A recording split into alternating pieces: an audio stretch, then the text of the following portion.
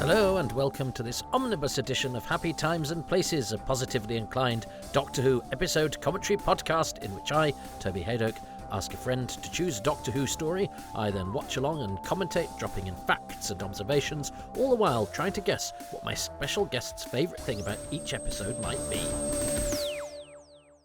Hi Toby, thanks for having me on to talk about why I like the Celestial Toymaker. Well, welcome everybody. That was the voice of Kieran Highman, who is a Doctor Who fan who it's been a great pleasure for me to meet only on a handful of occasions at your sort of Doctor Who places of interest. And he's been an online presence, a presence I have enjoyed. He's very good at dressing up as different Doctor Who's. He's got what my partner Shez would call a nice energy. I like Kieran, and he's a sort of quietly eccentric person. You know how some eccentric people are sort of, not performatively eccentric, that's wrong, but outgoingly eccentric, whereas Kieran's, I think, is a sort of quieter, more contemplative eccentricity that I enjoy. He's also very creative with the cosplay and all of that, which is not my personal thing, but I admire creativity in all its forms, and I enjoy seeing people getting joy out of it. So he's a good guy, as I say, who I've enjoyed my brief encounters with, and watching with and engaging with online. But so he didn't say his name there, and just briefly said what his choice was, which is the Celestial Toymaker. Now, this is interesting because the Celestial Toymaker, on the strength of the last time I sampled it, which was for Running Through Corridors, the book I did with Rob Shearman, so we're looking, over a decade ago, I was pretty confident it was the worst story of the 60s, if not of Doctor Who of all time, which was a real turnaround for me from my first feelings towards the story, which were that it was probably one of the very best.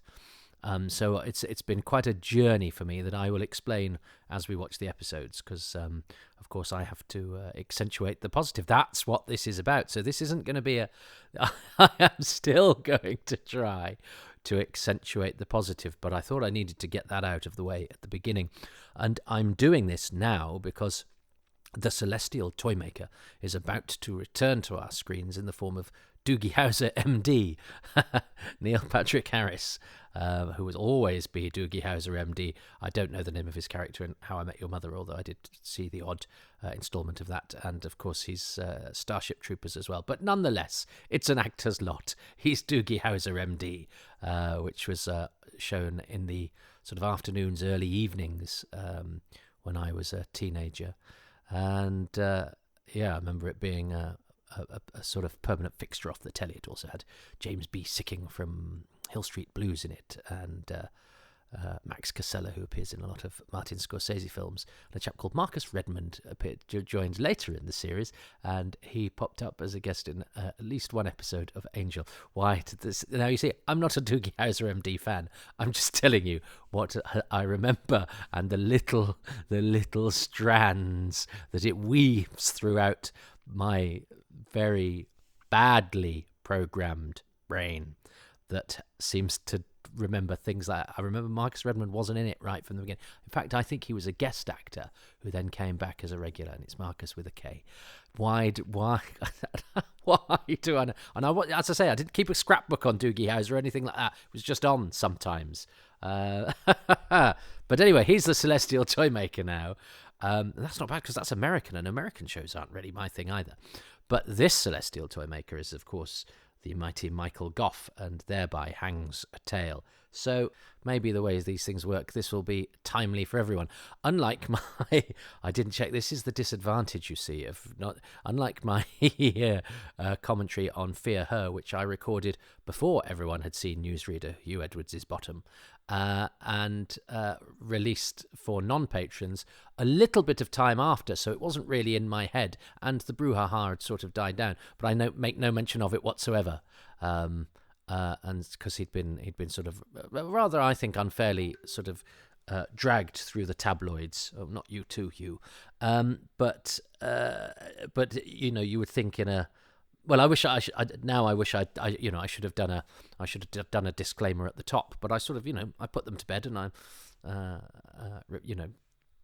get them all nice and ready to go and load them all up so they go out automatically, and I hadn't thought. So apologies, non-patrons, that sometimes, occasionally, what you get is a little bit out of date, but I mean, people listen to podcasts at any old time anyway, so it's not like it's a scheduled broadcast. And if you do want it when it's scheduled, or when it's fresh, hot off the press, then you can do that for as little as £3 a month. So I think it's reasonable that I don't necessarily remember to go back and make sure that I do. Like old episodes of Job the Dead Donkey, when this was recorded, the following news presenters had not been dragged through the tabloids for various unfortunate, slightly saucy reasons.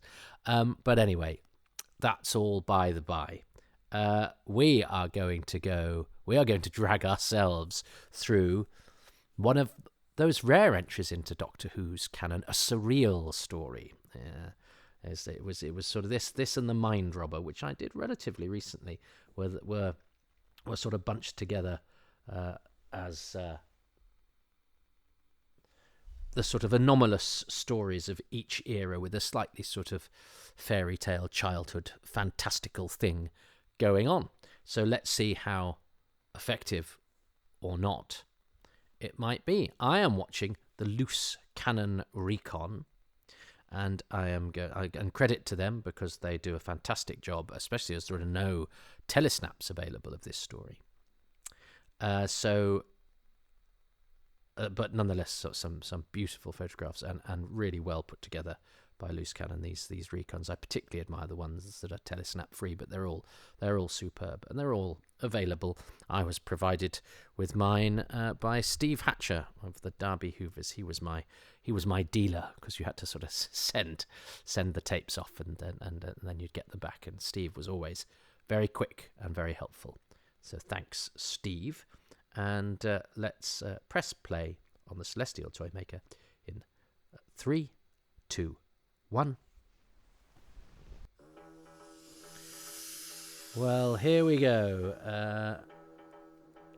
It's a missing episode. I remember the first time I heard of the Celestial Toymaker, I think, because it was one of those ones that wasn't novelised and I'd not read about anywhere or seen any pictures of, because I had very few issues of Doctor Who magazine. It was luck of the draw there. The Celestial Toymaker I first heard about when I think it was practically the first page I opened it up on of the Radio Times 20th anniversary special. And there was a colour picture of Peter Purvis in this stripy top of his. I remember thinking, is that Peter Purvis from Blue Peter? I had no idea he'd been in Doctor Who, so that was quite exciting. And I think it's a picture of him looking quite cross with Clara and Joey behind him. And then there were various photos, quite a lot of colour photos of Celestial Toymaker. There's definitely one in the sort of story countdown. It's of the Toymaker, I think, in Sergeant Rugg and Mrs. Wiggs. But then quite a few photos of the Celestial Toymaker were around in publications. So I remember being surprised, although that will have also been in the Radio Times 20th anniversary special, to read that this story that had loads of photos in it, photos of it existing, and really good-looking photos as well, a lot of them in full colour, was amongst those missing ones, because my brain hadn't quite go. I thought, well, if something is missing, it's totally sort of nebulous. The idea that they had, gone to the trouble of taking all these wonderful photographs of this thing, but also destroyed it, didn't compute to my young brain. Or I'm only talking split seconds here, but it seemed a surprise to me that something that I could see in such glorious colour, in such excellent quality photographs, was one of the missing stories. And it was. When I was a time tot, the Celestial Toymaker was totally missing, as were a lot of the sort of slightly strange, unreachable season 3 stories. You know, 'cause I think maybe David Whittaker had written a couple of those early books, and you know, the more famous stories of Hartnell's era seem to be the first couple. In season 3, you know, I'd never heard of Dodo and Stephen till I got that book. Certainly not Sarah Kingdom and Katerina. So season 3 seemed quite mysterious anyway, and then you read that list of the dead, the stories that didn't exist anymore, and it was for Hartnell it was mostly season 3, and I still think it's a fascinating period of the show. I think John Wiles and Donald Tosh were clearly ambitious to do sort of intelligent science fiction that had, I think, quite lofty ambitions in terms of the mixture of styles, you know, bringing in Donald Cotton to do sort of spoof historicals, as well as, you know, then having John Luca Rotti doing a really downbeat, doom-laden one. But then with the science, I think the arc is tremendously ambitious in terms of its, you know, scope and ideas. And then you have this, which is, I mean, this is obviously not the version that Wiles and Tosh had envisaged. It's been sort of burglarized by Jerry Davis, I think. And it's a shame that although we have a lot of Brian Hales's paperwork, we don't have his original version of the Celestial Toymaker, which featured the characters of George and Margaret from a play by Gerald Savary, who was a BBC head of drama and but wrote this play, and it's about two characters that never turn up, isn't it? A bit like Waiting for Godot. He could have had Godot, I suppose, or President Zarb, or any of the other great, oft referred to but never seen fictional characters. The Graffin Decay's brother. So I think this is a, you know, who knows what the original would have been like, and perhaps it would have been impenetrable, nonsensical, and too strange. This, of course, has this wonderful, I mean, I think this is a brilliant opening. The Doctor's been made invisible, making the Doctor intangible, sort of takes away his power, which and you know, which suggests that, you know, this is an enemy with powers beyond those of normal beings. And I like that, the idea that the Toymaker seems to exist out of our sort of you know, our physical realm, already makes him sort of godlike and potentially more threatening than anybody we've met before. The casting of a genuine A-list actor, Michael Gough, he gets and featuring Michael Gough as the Toymaker credit in the Radio Times. It's very interesting. The Radio Times actually doesn't give the cast list in the way that one would expect, and we don't have the production file, so we don't actually know for sure what order the credits were in for episodes 1 to 3. Did they do them in order of appearance as some? Did they do them in order of star billing as others? In order of appearance was usual for the Hartnell era. After the Doctor, everyone in order of appearance, but not always. So, but that's the sort of thing that only people who remember when actors came in late into the season of a series they're not even a fan of, and what episode, whether they appeared in Angel or not. But anyway, let's not get into that. This so there's the series of TARDISes, which I think has been obviously reimagined and redone by Loose Cannon, but very well. But I always think in these early stories there's something particularly terrifying about losing access to the TARDIS. You get a real sense of being marooned, I think, in the early years where, you know, where the TARDIS doesn't, you know, and Doctor Who doesn't really return to 20th century Earth, is that, you know, the only thing that can get you out of where you are is the TARDIS, and it's and staying. Having that as your anchor is really important, and having that anchor takes you away, leaves you adrift in a world of danger. And that was the picture of Stephen looking cross. I love, obviously, there's something brilliant about clowns being scary, and I mean, I love this whole setup. I think the Giant Doll's House is a magnificent set, and I think it's a superb idea to take childhood things and to make them terrifying and abstract and scary. And I think that is a great and really bold innovation for the series, to say, well, let's take childhood games and turn them into nightmarish versions of, grotesque, overgrown parodies of what they are. So you have large, and the clown makeup is excellent. And I was very pleased when I don't think I realised. I think I noticed that Carmen Silvera was the Queen of Hearts, and then I think I must have worked out that actually right they play all the people. But I noticed that Carmen Silvera was the lady off of Allo Allo, and I was very pleased. It was one of my early actor spots, and it's a great idea having Carmen Silvera and Campbell Singer playing all of the different parts. That, I think, adds to the lovely sort of abstract nightmare world, that everyone is played by a sort of version of this small bevy of players, like they have a sort of rep company for the whole story. The production file doesn't exist, but I suspect they were probably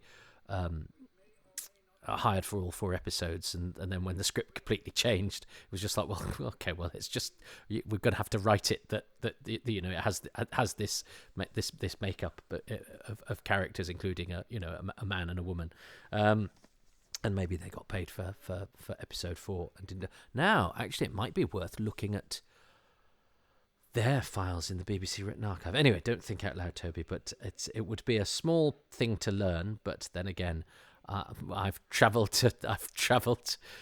down to Reading or wherever it is to discover less, and packed friends off as well who've been doing other research projects. God, can you just look in this file for me so I don't have to go all the way just to check it myself?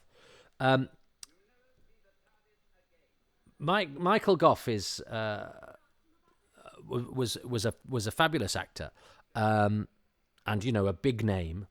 I love the robot as well. I love the design work of this, actually. And there is nothing in his delivery. He has this delivery that he does. He's got a slightly feline look about him, I think, Michael Gough. A sort of Cheshire Cat smile that he has. And that delivery that he has, that slightly spiky, again, he's like a Cheshire Cat smile with a stray cat's bite. But yes, it is a very feline look. What he is not in is Yellowface, and I'm going to dispense with this fairly quickly. I understand and I respect, and indeed I support the desire to call out racism wherever one sees it. I absolutely abhor the desire to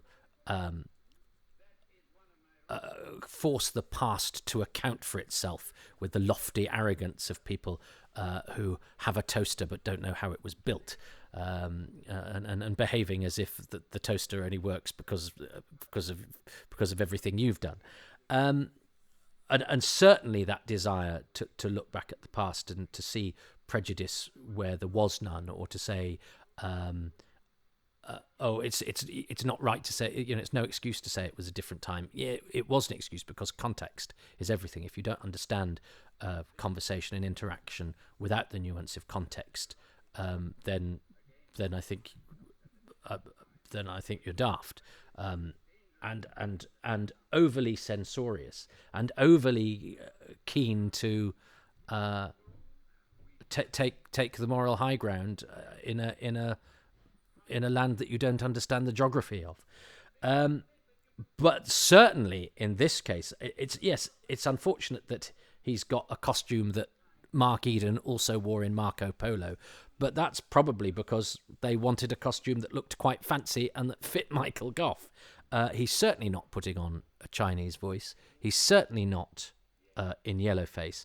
And yes, of course, some clever so-and-so went, oh, hang on, I've read a thing where the Celestial can mean Chinese. Yeah, it can also mean of the stars. And seeing as it's called the Celestial Toy Room, this episode, it's not a Chinese toy room, is it? They mean Celestial as of the stars. I am all for looking over problematic representations of race and things in the past and going, what can we learn from this? I'm not all for pointing out that something is problematic for the sake of making us feel better about the world we live in, or indeed about ourselves in the world that we live in, because we like to be. Anyway, no. What I'm not going to do is I'm not going to ad hominem people that I've made up in my head. But this desire of ours to make the past account for itself, even for crimes that it hasn't committed, is one that I think we expend far too much energy on, and I have expended far too much energy on it. I see no intent at Chinese representation in the Celestial Toymaker. I think he is a figure from the stars, a godlike figure from another realm who happens to be wearing a costume from BBC stock or Berman's and Nathan's that is elaborate and suits the actor. But I don't think it's supposed to suggest anything particularly Chinese, but more stellar. And certainly, and this has been suggested, there's nothing in Michael Gough's performance that suggests that. He does have a slightly strange delivery, especially when he's saying "go from move," but that's he puts on a different voice to instruct the trilogic game to move. Now, of course, we have Hartnell here, who keeps being made invisible, which is really unkind, and it is, John Wiles. You get the impression, was punishing Hartnell throughout the course of, he appears quite late in some episodes of Dalek Master Plan. He's not in that even when he's the Abbot in the Massacre. I mean, he's only in the reprise of episode 2. The Abbot's not in the Massacre by that much at all, and the Hartnell's not in the Massacre that much at all. Now, I know this is now Innes Lloyd and Jerry Davis, but it's obviously, it had its genesis in the Wiles and Tosh era, and is, I think, as I say, at this stage, it's a really interesting premise. I think taking us to a world where the same rules, although we'll get on to the rules shortly, don't apply, is a bold use of the format. And I find it totally refreshing. And I find it really interesting having Hartnell, the most sort of... Well, no, I was going to say, no, actually, he's not the most down-to-earth sort of doctor, but certainly one that you don't expect to be dilly-dallying with surrealism, perhaps in a way that I think other doctors might be able to. But he seems totally, at home in this world, and he's giving Gough the status he deserves. This is definitely, and it's in the writing as well, this is a villain cut from a different cloth. Well, not a different cloth from Mark Eden when he played Marco Polo, but you know what I mean. Cut from a different cloth.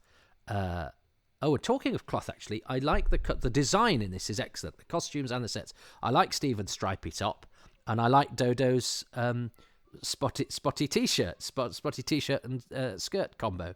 They're stripes and spots, so they must never go together, because apparently you can't wear stripes and spots together, I've been told. I don't know the rules. Now, and the music is doing work here. It's sort of played. There's a lot of it's percussive, isn't it? So it's quite sort of woody and clumpy. It sounds like it's been played by the contents of a toy box, or those instruments that you got out of the percussion box at school, like the clippity cloppity things, those and the guiro and those sorts of things. And there's a bit of xylophone in there, but it sounds like it's sort of played by toys from the or stuff from the nursery, or from the early days of when you learnt to play musical instruments as a kid. It's a great regret of mine that I never learned to play an instrument properly, but I remember those music lessons where you got out the sleigh bells and the maracas and the bongos and this feels like it's it's been assembled from that sort of area, which adds to the sort of infant school feel, which I think is great and admirable. And the trilogic game is a slightly weird thing, which I know that Peter Purvis took the prop home with him, and it didn't work for a year, and then threw it away, and the next day got an episode of Z-Cars, or So the Law Goes, or something like that. And Michael Gough was, of course, married to Annika Wills at this time, who very shortly goes on to appear as Polly, the Doctor's companion. And the Doctor's hand, which has been very well rendered in some form of CGI here. The trilogic game is a sort of computer-generated thing here by Loose Cannon. Well done, them. And of course they do have the footage from episode 4, so they can have stills of some of the characters, but not, of course, of Carmen Silvera and Campbell Singer, who play 3 different parts throughout the 3 episodes, so but are not in episode 4, so have had to be entirely rendered through still pictures or composites or whatever. So it's a terrific job. I do like the dinky robot that keeps popping up behind everybody. My son gave me a robot a bit like that. You can get them as not a Doctor Who piece of merchandise, but they're sort of toys that come in a box, and they say this is not a toy. You know, it's a collector's item. It's and we've got one on the Welsh dresser along with about 12 TARDISes and a couple of Daleks and a picture of Chez's mum, just so that it's not entirely Doctor Who. But I love that robot. I think it's a perfect piece of design, and of course it's got a telly in it, so it's like a sort of early, non-organic Teletubby. Maybe the Teletubbies are like Cybertubbies, and they evolved yellow, red, purple, and green skin around that robot, and that if you skinned a Teletubby, you would find that robot inside as its inner skeleton. That's my fiction for the day that I'm sticking with. But this is where we start, I think, with some of the Celestial Toymaker's issues, is that they've come up with this idea of deadly, nightmarish versions of kids' games. But then we have to play them, and I'm not sure there's...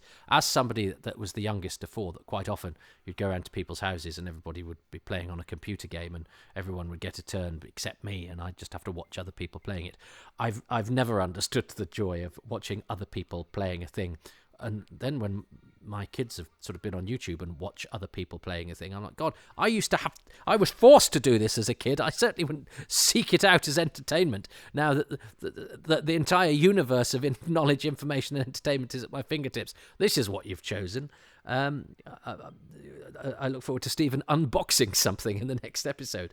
The 2 strangest internet pastimes that I can think of. So Loose Cannon, I think, have got a body double for Stephen here to recreate what is quite a tricky watch for the modern viewer that doesn't have the moving episodes to hand, which is all of us. Is that they're basically playing Blind Man's Bluff, isn't it? And but Blind Man's Buff, I think, it's an entirely different thing. I do like the clown makeup, and Campbell Singer looks fantastic, and good for him. Poor chap. He's quite experienced and respected actor who is playing a part with precisely no lines whatsoever. But those they do look, having clowns that are dangerous. Although these aren't, it's not quite the same vibe as the chief clown in Greatest Show in the Galaxy, but it's nonetheless, it's a bold thing for a kids' tea time show to put menace in something that is usually entertaining, like, a board game and a couple of clowns. But I think the staging of it, obviously, again, we can't say the depiction of it, the dramatizing of it, I think relies on a lot of sort of action that doesn't feel particularly dangerous or threatening, and of course, but I like this bit where Dodo grabs Clara and she goes limp like a ragdoll, and I can imagine if that was acted well by Carmen Silvera, that would have been quite sort of creepy and abstract and weird, and I'll probably be using the word abstract quite a lot during this, but I think this is where this adventure works best. My worry on the strength of episode 4 is that abstraction is quite muted, or indeed everything is done rather literally. It's difficult to tell because episode 4 is a slightly different beast from the first 3 as well, so I still don't think we've quite got the angle on the story that we would have had we had it all. But I still admire, definitely, the ambition of the concept. I just think, and again, we've got no proof of this because we don't know what Brian Hale's original scripts were like, but the idea that it's been sort of whittled down to, okay, well, we just do literal, actual versions where we're the pieces of board games, and then we get this bit which is, and the Toymakers people cheat. You go, well, okay, what's the logic of that then? If what's the point? If they're going to cheat, why are we playing the games? Well, maybe that's the point, that he's just a sadist, and he the whole point of it is the games are just him toying with us in order to entertain himself as we futilely fight against him. Is that the vibe that we're getting? Is it that I've noticed that I used to tell myself off for saying interesting too much. I use the word vibe too much now, and it's not really a me sort of word, and it's quite a dated word already, and it's not a word I've used, I think, prior to this year. Now I say it quite a lot, and that gives me bad vibes, everybody, because I sometimes get that with a word where I use it once and go, oh, that's suitable for that sentence, and then I use it for a number of sentences for which it is entirely unsuitable, and after a while, very repetitive. But so I want you to know, if you cringe every time I say vibe, a little part of me inside dies when I do it as well. So at least we're all going together. But yes, the whole thing is that they cheat, don't they? The Toymaker's pawns, in which case, and they are pawns literally, in which case, what's the point? But you could say, well, that is the point. And there is a certain sadness in the fact that because all the playthings are sort of quite likeable, in that, when Stephen and Dodo win, Clara collapses there and, is obviously returns to her toy-like state. And again, that depends on how well that was done, if the actress just slumps over. But if she suddenly looks like a sort of grotesque parody of the human form, half dead body, half discarded toy, that would be really interesting. Depends how it's shot, depends how it's played, depends how it's how they think of it in those terms. But you don't really get that from the script particularly. I think there could be more, whatever these creatures are, they were once human, and they've got vestiges of that within, and there's a tragedy to them being the Toymaker's playthings.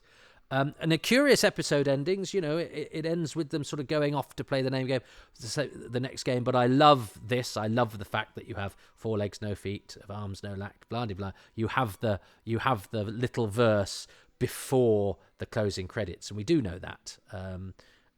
But we do know that it had that. So I think that's nice. Anything that makes the credits have something noteworthy or unique, I think is particularly fun. Unique to this episode is, of course, the name Bill Sellers at the end of the credits. He'd never done a recorded interview about Doctor Who until I got him for Who's Round, and I wrote to him and was totally surprised that he replied, because he'd never done he had been interviewed by Richard Marson for his John Nathan Turner book, but he'd only ever once done a talk about Doctor Who, and I think he exaggerated, because he said he'd done a talk. It was for a thing John Nathan Turner had organised, and he said he hadn't really liked Doctor Who, and he got chased out of the building and almost killed by the fans. Now, Doctor Who fans might, might occasionally get overly pedantic, but I don't think they'd form a lynch mob if for suggesting that, for a director suggesting he didn't really like it much. But anyway, I interviewed him, and he remembered very little about the Celestial Toymaker, and actually it was one of those interviews where some of the stuff he did remember I knew was incorrect. And I'm sorry to say that if some people might go, well, hang on, if he remembers it, how do you know? Because I know that he didn't not work with William Hartnell and Michael Gough. He said, I didn't really, they all did their stuff on film before, you see, so I didn't really meet them. It's like, no, they didn't. And that was pretty much all he remembered, which was not true. It's not the only time I've interviewed somebody about Doctor Who where the only thing they remembered is something that is demonstrably untrue and immediately disprovable. But there we go. But anyway, it was nice to go to his house, and he lived at the time with his wife Berger off of Earthshock, who he'd been married to in the 60s, and then Bill had gone off and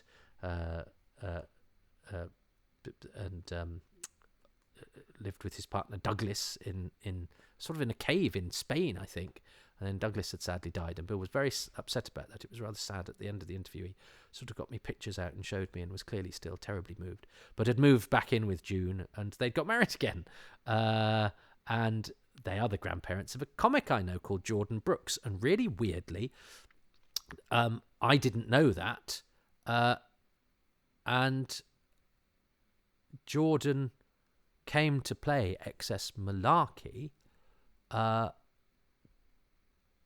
not long before, and I think it was such a coincidence that I'd never worked with Jordan before, and he came to play XS Malarkey, my comedy club, and it came up that his granddad had directed Doctor Who, and I was like, I'm actually going to interview him like next week. I mean, of all the weeks that it would have happened. Jordan's an extremely successful comic now. He was quite new at the time.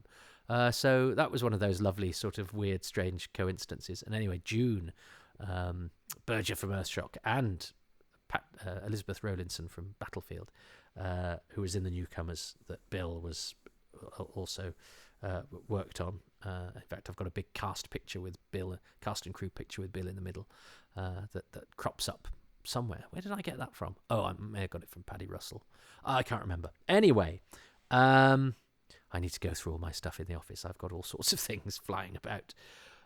So Bill Sellers only Doctor Who, so we don't have a lot to compare it with. John Wood was an interesting designer. John, I discovered, sadly passed away at Christmas, which was a shame, because he does appear on some of the DVDs, but I think we could have benefited with a proper old chat with John. I met his grandson recently, who was pleased that John was remembered, and he was a very interesting designer who got some of Doctor Who's stranger commissions in a way. He got the Web Planet. He does the spaceship stuff on the Space Pirates, doesn't he? And he does the Mythmakers. He designed the Trojan Horse. So that horse is one of the few surviving things from the 60s. So his work still survives, which is lovely. And the Celestial Toymaker. And I have to say, I think the design is one of the strongest elements of that first episode. I mean, I think it's tricky because it's limited in what the story is. The trilogic game is never going to be hugely visually interesting, especially when in the next two episodes when your leading man is sent away on holiday and his hand is played by actor Albert Ward. He seems to have been the go-to man to play Williams Hartnell's hands. It's not the only time he does it, and some of those enlarged board games are not that interesting looking. They can only ever be just bigger versions of it. But I think the Giant Doll's House is fantastic. I think the various bits of set dressings that evoke this sort of overblown, sort of parodic giant toy box thing. I said thing there instead of vibe. Is one of the stronger elements of this. Obviously, I mean, the cast are all great, and it's a high-end cast, really. But for me, and the music is excellent. But for me, the first thing, and I think that episode is actually pretty good. I get a bit, and it's hard because we can't see what's going on. But the actual playing of the game is already a bit tedious, I feel. And I think it's partially because I know we've now got 3 episodes of Dodo going, "Oh, Stephen, isn't this fun?" And Dodo going, "Remember that it's dangerous, though, Dodo."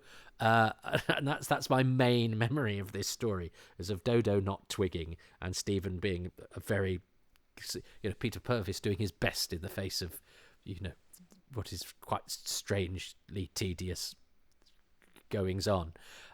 Because at the end of the day, a board game is a board game, and there's a reason we play Call of Duty now. Now, you could do a grotesque version of Snakes and Ladders, or any other sort of board game that was grotesque and overblown and had darkness and creatures and all sorts of other things. This isn't that.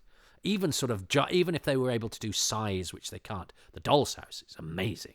But if it had been a giant, blind man's buff, absolutely massive, dwarfing them. That would have been interesting, and a sort of, again, a terrifying, where our things in childhood that were small then and look normal size to us, and as we get bigger look sort of tiny. It's like when you go back to school and you see the chairs and go, did I sit in chairs that small? Well, if you reverse that and suddenly had those things towering over you, that would be amazing, wouldn't it? But that isn't that. It's them playing to Campbell Singer and Carmen Silvera in having a whale of a time doing different characterizations, but essentially playing people who cheat at these games that they play, and then having to go, oh, well, hang on, we're going to have to do it again because you cheated. And actually the playing of the games is not huge, and it never feels massively threatening. I think there could have been darker and more innate sort of menace, but its ambitions are right. I think it takes Doctor Who out of its comfort zone. I think it's a bold use of the format, and I think the Toymaker is a character with great potential that's never really, I think, been fully realised. I remember getting the Nightmare Fair and thinking, oh, and this would have been amazing, then reading the book and going, oh, no, maybe it wouldn't have done. So it's with interest that I watch, because even that visual of the cards, and I love the book cover of the Celestial Toymaker, actually, that visual of the cards flying that is on the publicity picture that's just recently been released with Neil Patrick Harris and David Tennant and Catherine Tate, and lots of playing cards flying towards us. What brilliant potential that character has. I love that idea of taking things from our childhood and taking an innocent pastime like a game and making it dangerous and threatening and spooky. And so I think my favourite thing of episode 1 is it's what the story is. This imaginative, different realm. This idea of, we've gone backwards in time, we've gone forwards in time, we've done comedy historical, we've done pure historical, we've done science fiction adventure, we've done thoughtful futuristic science fiction, we've done sort of doom-laden comic strippy action adventure science fiction of the Terry Nation type. We've even done comedy science fiction, but we've never done strange abstract fantasy. And so for that, I think the Celestial Toymaker deserves a lot of praise and a lot of celebration. So for me, this could really be my thing for the whole adventure, but I'm going to take what I can get as I get it. And for me, what seems most apparent about this story, from the minute the Doctor goes invisible and has even his physical presence taken away from him, which again at this stage in proceedings, and I think for the show in the 60s, is a really alarming and terrifying idea that the Doctor could lose his body at any moment and being disembodied, be incapable of doing anything. It's a bit like Omega, isn't he? Where he's got, he's just got the force of his mind left. That's a really strange and unsettling idea. And then, you've got Dodo and Stephen separated from the Doctor and needing to get to the TARDIS, but the TARDIS has been taken away and there's lots of empty ones. And, you go to what you think is your sanctuary of the TARDIS and there it's empty. Oh, that's all quite powerful stuff, I think, especially in the 60s when we took, I think, the TARDIS and being able to get back to it and away from where we were a lot less for granted, and where we felt less anchored to the Earth, which I think, inevitably Doctor Who, as it goes on later, kind of does, So, yeah, I think it's the very concept, the idea, the stretching of the series format, the whole nightmarish version of childhood and childhood games, and the concept of the Toymaker's character. So if Kieran's anywhere near that ballpark, because that was quite all encompassing. But I think you know what I mean. Let's see what Kieran says. The first thing I like about Celestial Toymaker is the concept of the villain Toymaker. I always love this idea of a godlike being who can do anything that he chooses and decides to spend eternity just playing games. And it probably appealed to me as a kid as well, because it sounds like the sort of thing that I'd do at that age, and reminds me of Q from Star Trek, who I always liked. So I think this idea of an omnipotent being who can use their powers on anything and they choose to spend it on nonsense and mischief just really appeals to me for some reason, Yeah, that. Well, I think I can get the point for that. Kieran, by the way, is sitting in front of a poster that I had, which was from Doctor Who magazine, which is of Gough in his chair. There's a yellow stripe along the top with, I think, the DWM logo, and it's full colour. There's some gorgeous full colour photos of the Celestial Toymaker, and yeah, the concept of the villain, I think, is part of. I think I get a point for that. Look, I never win. I'm not going to win this, partially because it's going to be really hard for me to choose things about the Celestial Toymaker, because I pretty much the next 2 episodes really hate. This is going to be interesting. So I'm going to have that one. Just what the story is, the concept, and the concept of the villain, I think is an important part of that. Do I have that? Well, it's up to you. Look, I'm not going to win. Full stop. I'm not going to win happy times and places. I think I've won one in, what are we on now? Is this number 87? I've just slightly changed the order because I've not done the story I was going to do next. I think we're on 78. I think something like that. 79. So I'm unlikely to claw this back. As I record this, I stand as much chance as England do of getting to the semi-finals of the Cricket World Cup, One Day World Cup in India, and mathematically they stand a chance, but in actuality they don't. I don't think I even stand a chance mathematically. But I was a born loser, so I may as well come up with the podcast in which I'm inherently doomed to fail. So do you know what? I'm making no apology for having that point, because this one's going to be tough for me. Although I have to say, because it's one I'm not particularly familiar with, and so what I did was I did actually watch the episode last night without having to commentate through it, because I want to at least be as informed as I can. I found I remembered much. I know it because I'm familiar with all classic Who to a certain extent. More familiar with it than I am with Doogie Howser, and I could pass muster on that. But I thought, well, actually, why not watch an episode for enjoyment as well, but with an eye on the fact that I will be doing a commentary on it tomorrow. And I watched it quite late at night last night. And yeah, that sort of strangeness really did appeal. But I know, I was thinking, and obviously in context as well, going from one story to the other, this would have seemed like a real contrast to anything that had gone before it. But I also know, when I did it running through corridors, when I watched the series in order, I found this one really tricky, particularly the next 2 episodes. So we've got those to come, everybody, but we're all in this together.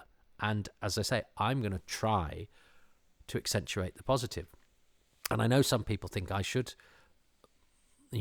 slate things a little bit more, but I go into these always I like creativity. I like people who spend their time making things and trying to be entertaining. And I love Doctor Who, and I love the trivia and the history of Doctor Who, and I love the people who made Doctor Who. So, I don't find it easy to dismiss things, even something. And I don't. I mean, that's not to say, I was going to say, I don't particularly enjoy being down and stuff. Actually, we all quite like, don't we, having a go at something. There's something cathartic about, whinging about something we don't like, and it does, and it's not, and it doesn't necessarily, and it's not aimed at the people that made the thing we don't like either. It's just a cathartic act. It's a human act. But I see a lot of negativity out there, and I don't think it does me any good. So I feel that instead of contributing to the negativity, I should at least try and provide some positivity. But I might not necessarily always succeed. And that's not to say people can't be entertainingly excoriating. There's nothing better than reading a terrible review of something written by somebody who's a powerful slayer. But I prefer to rhapsodize arcana, to do a symphony of trivia, and to celebrate. Because there was a time in my life, flicking through that Radio Times 20th anniversary special, where the Celestial Toymaker seemed the most magical thing. The Doctor Who did stories like this in the old days. Imagine what a show it must have been. And that magic is still sprinkled over those pictures as I conjure them in my mind. I've got half a mind to go and look through that Radio Times 20th anniversary special. I haven't read it for years and years and years, but I used to know every word of it. And gosh, it was a gorgeous collection. Beautiful, beautiful pictures. Yeah. And I chopped up one and stuck and decoupaged a folder with it. Oh, you idiot. And the other one was so raggedy and red. But anyway, my friend Peter has since given me pristine copy. So I'm very lucky in that regard. Anyway, that is episode 1 of the Celestial Toymaker. I hope you've enjoyed listening. I really do. Go away now and come back for episode 2. There we go. I've ended it on the shit rhyme. Ha ha ha ha ha. Happy times and places to you all. Welcome. It's time for episode 2, The Hall of Dolls. Episode 2, that is, of the Celestial Toymaker, which has been chosen by Kieran Highman, who I haven't seen for ages. He sent me this tape a long time ago when this podcast was less than half its present size. And by one of those glorious coincidences, as I record this today, which is, it's now seeped into Friday the 3rd of November, but it still counts. I've been up since Thursday the 2nd of November. And today is the day they have announced the colorization and truncation of the first Dalek story to present it as part of the Doctor Who 60th anniversary celebrations, and one of the people involved in it is Kieran Highman. So how funny that I should have plucked his story. Well, no, because his story is in the air as well because of the return of the Celestial Toymaker. So it's just one of those another of those happy coincidences that human beings and particularly Doctor Who fans see patterns in all sorts of things, but I just liked seeing his name pop up, especially with all this exciting news as I currently record this. If you are a non-patron, I mean, this will be old news. I mean, by the time this comes out, Shooty Gatwell will probably have announced his departure from the role. I do hope not. We haven't seen him yet. But no. Hopefully, it's only about 6 months. 6 months between now and when you will listen to this. So I try not to. Apologies that this Celestial Toymaker one has been a bit embedded in the time that it is recorded. I try for that not to be the case. These are not, reflections of what is happening outside these four walls. It's very much concentrated on what's happening on the screen that I'm watching. But I can't help be carried away with everything that's going on for the 60th, which I suppose will be a distant memory by the time you listen to this. But I'm certainly having fun just at the moment. There's so much buzz, there's so much anticipation, there's so much love for the old series, which I really enjoy. It's not all about it being a brave new world. There's, it's reaching back and, paying homage to, the people who, put those building blocks down. And I think that's, and I know there's often been some resistance to that within the BBC, and I think for a while, the old series, could and the new series could not consort and could be spoken of in the same breath. But I think those dark days are over, and I'm sure Russell T Davies has a lot to do with that. So I'm feeling all rather loved up about the whole situation, which is delightful.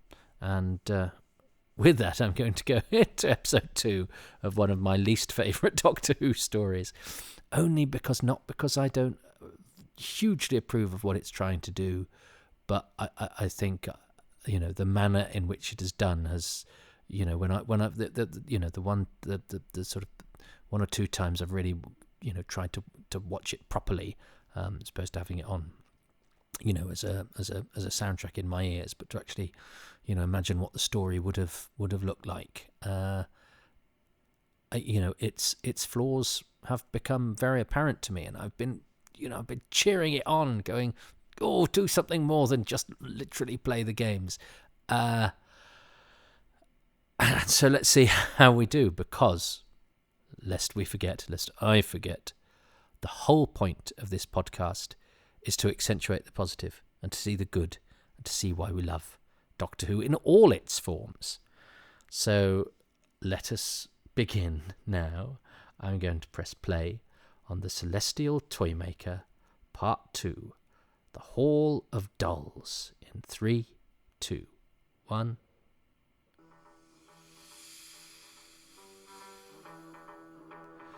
Well, here we are. I mean, it is a very creative period, this, in the show's history. I mean, we're just, and actually then going into a rather uncreative period. I like the Innes Lloyd and indeed the Patrick Troughton era, but I don't think it's anything like as innovative as the Tosh Wiles season 3, and I don't know if Tosh Wiles' regime could have lasted. It certainly couldn't have done because of the personnel. As I think we've already discussed, John Wiles and William Hartnell did not see eye to eye. John Wiles was not happy doing the show. But I love their ambition. Would it have been a little bit too strange, a little bit too abstract, a little bit too optimistic in what it expects from the audience, in that a lot of the stories are very different, but there's the tales that are grown up are really grim and really quite hard hitting for what they are. The tales that are philosophical are quite sort of thoughtful and erudite, and the tales that are out there, well, I think this is where the issue, as I say, is with this, is that it promises to be out there, and then it doesn't quite have the courage of its convictions. And I suspect its courage was erased, was dealt a blow by the pen of Jerry Davis, who's come in and I think rewritten this and turned it into the literal board games. And we don't know if that was better or worse. It could have been that it was a great idea, not well realised in Brian Hales' script, because Brian Hales got a lot of rewriting. I know Terence Dicks, said that he pretty much had to do a top to bottom rewrite of the Seeds of Death. I think the Peladons seem to have gone okay, but I think Seeds of the Smugglers doesn't seem to have had much trouble. Nobody really talks about the Smugglers at all, full stop. But certainly this has been messed about with. But so here we go. Hartnell is on holiday. Albert Ward has previously played the Doctor's hands in The Romans. And they must have remembered it. They must have thought he's got excellent Hartnell hands and brought him back. And it does seem, I mean, I suppose, I was going to say it's a waste of Michael Gough, but actually if your leading man is just a disembodied voice, and essentially is being, talked to in its absence by another character, you want it to be an actor who has a mesmerizing presence and some hefty clout. Is that where the Doctor? That's where the Doctor issues a warning, isn't it, to Stephen and Dodo? But he doesn't deliver the line like it's just been cut off, and nobody's directed Hartnell properly. So it's a real misread that sort of stays in. Is it something like he says, go to chair number or something, whatever it is? He doesn't say it like it's being cut off. I do think the Trilogic Games movement noise does sound a bit like the opening refrain of the "Are You Being Served" theme, because "Are You Being Served" for listeners from abroad, I'm sure you know. The picture's just come up of Michael Gough with the cards. There's something so evocative about cards. They look absolutely magnificent when used as a part of illustrations to, and it's actually happened with the latest Celestial Toymaker, hasn't it? They use playing cards, and they look somehow strange and beguiling, and yet they're an everyday thing. We've all played cards, but to turn them, I mean, I think the genius of this, to turn them into people. I mean, I would, if you were to do this today, you would actually have them as walking playing cards, wouldn't you? I think that would be a terrific way of doing it. Is of actually having them like the. Are they like that in the Ernest Shepherd drawings? Are they Ernest Shepherd in the in some of the Alice in Wonderlands? I'm sure there's an Alice in Wonderlands illustrations where the cards are actually mobile playing cards. Anyway, I was talking about the trilogic game and that ping pong pong pong ping, and I always think it's like the opening music of I Being Served, which is a sitcom overseas viewers set in a sort of department store, and it's got lots of characters doling out outfits and double entendres. It's a Croft and Perry sitcom, that team anyway, of the Dad's Army type. And it's very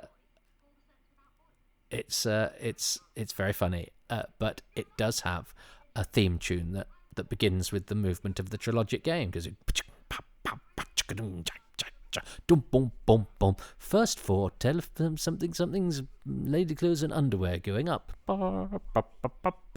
Anyway, that's probably just me. What other theme tunes can you find in the soundtracks of Doctor Who?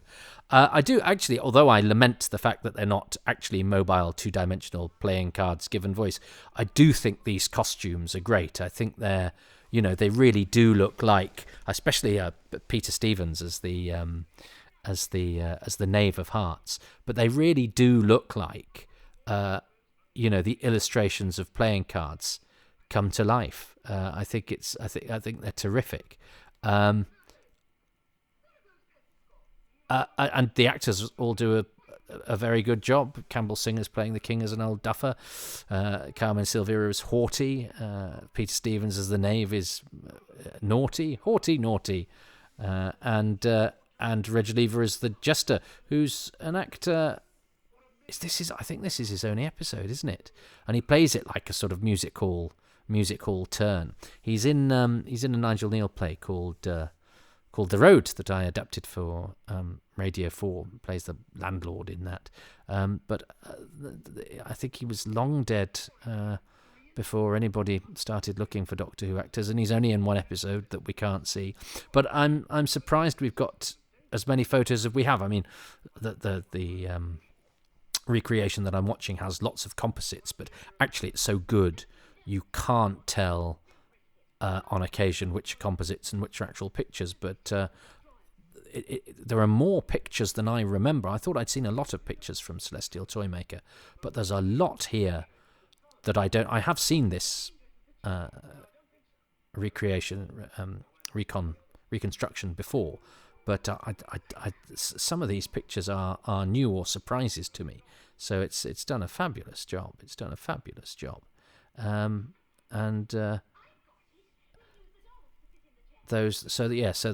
we've got all these different chairs, which is what I rather like about this episode. Actually, is that each of the chairs has a different method of dispatch, and I think that is perfect for the young audience to sort of anticipate not only whether the next chair is a deadly chair, but what method of deadliness it is going to dispatch upon its unsuspecting users. And I think that's rather fun. If they all just chopped your head off or froze you or whatever, it wouldn't have nearly that sort of grotesque sense of playful fun, which is perfect for, what the Celestial Toymaker should be at its best, which is, perversions, sort of rather sadistic,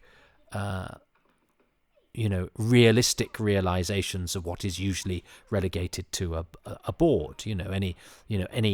Any dispatch in a board game, you don't actually get killed, you don't actually slide down the stake, but here you would, and it would be a big grotesque snake, and you'd want it to sort of gobble you up, or gobble the victim up as it got to the bottom.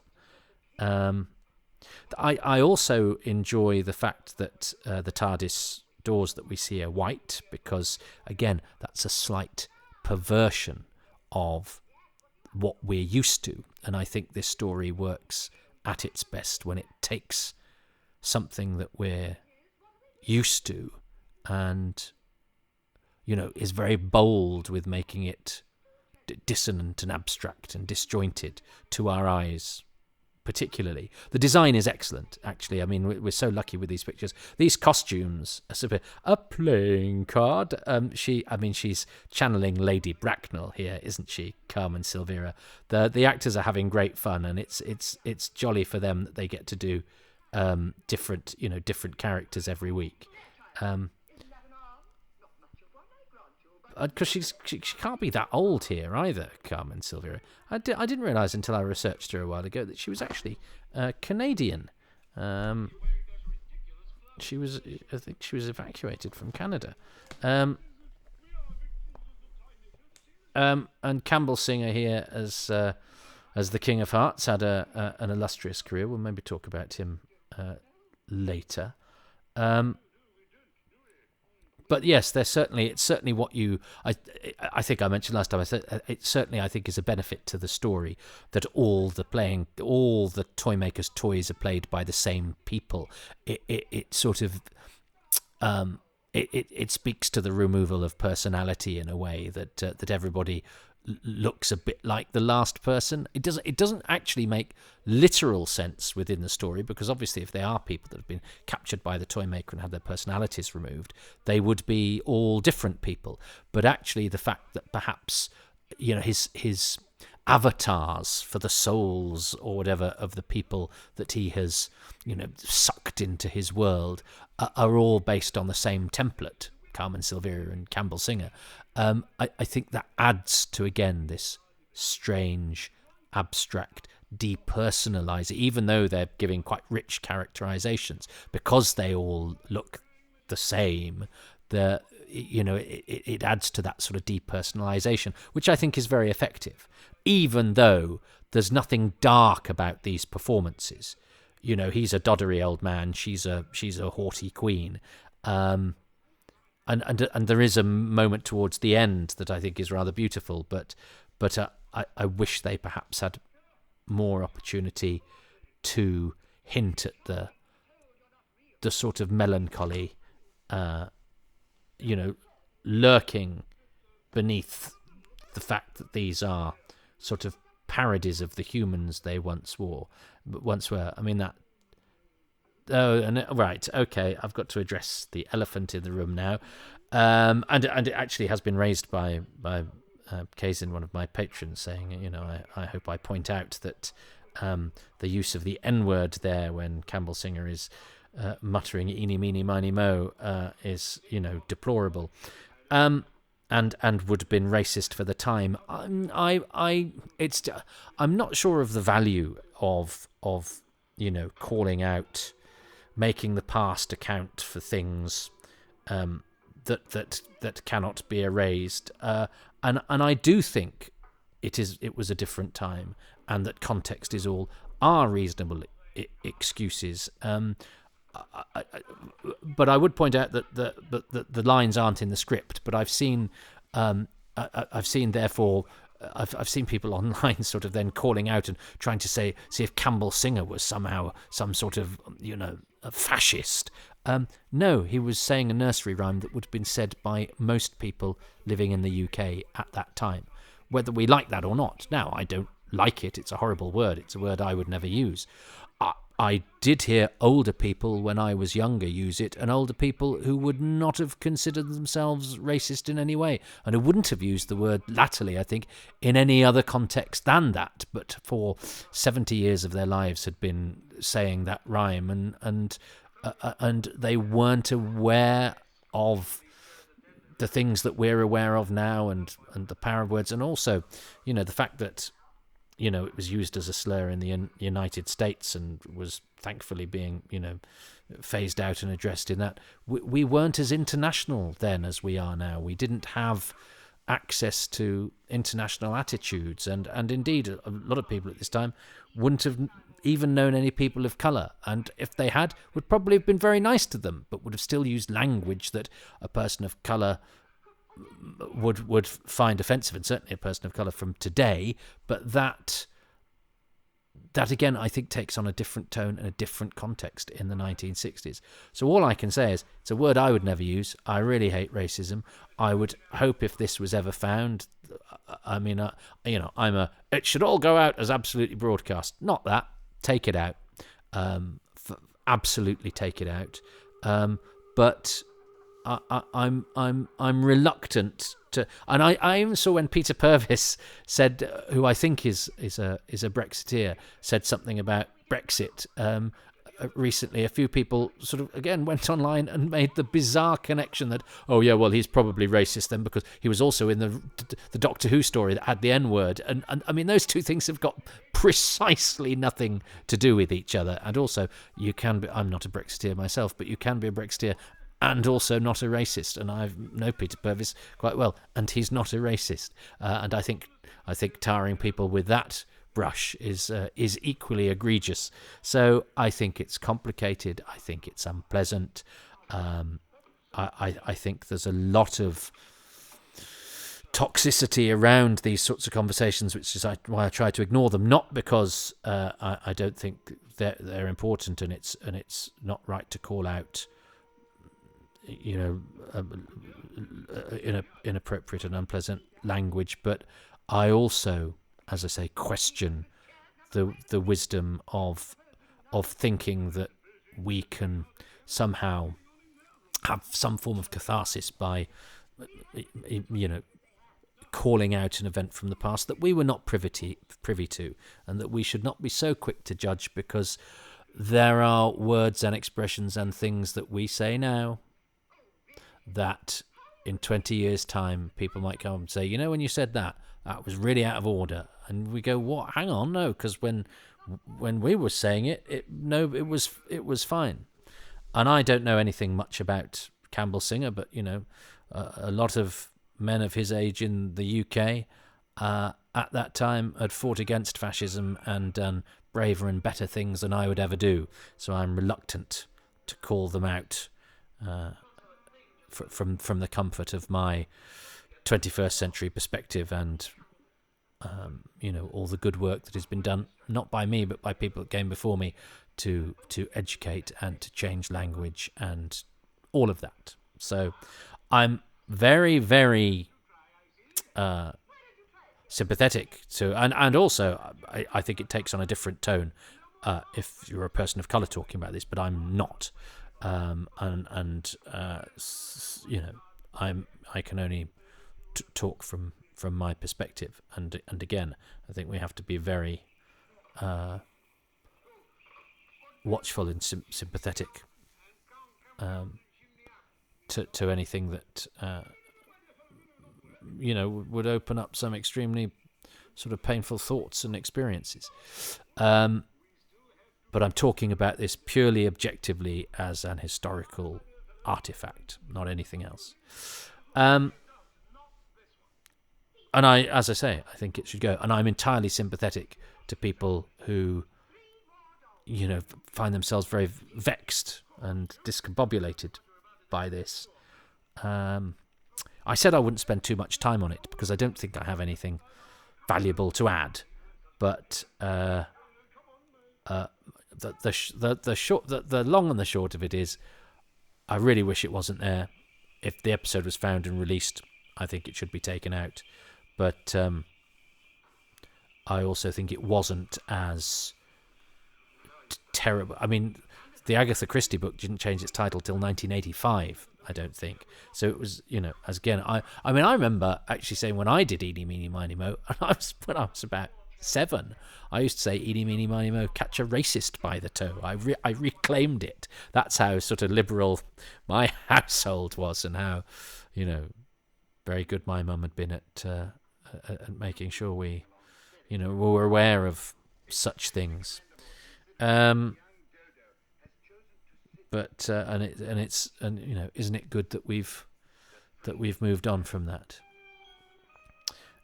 Anyway, I spent far too much time on that, but I am sympathetic to people who want that addressed, because it's not very nice hearing it in our favourite television programme. But it's not in the camera script. It's an ad lib. But as I say, I don't think that means that Campbell Singer was trying to smuggle racist attitudes into a children's television program. He was saying a nursery rhyme he'd said all his life. So Dodo's getting frozen here, which is great because it puts her in jeopardy. I mean, Dodo doesn't really. I've just talked about how much we have learnt over many, many years. Dodo during the Celestial Toymaker does not really learn many lessons. There's a lot of, this was fun, wasn't it? Oh, Stephen, shall we do this now? Now remember, Dodo, it's a bad version of the game. But they're carrying it with their spots and their stripes, and I do like her hat. I like her tomboy look.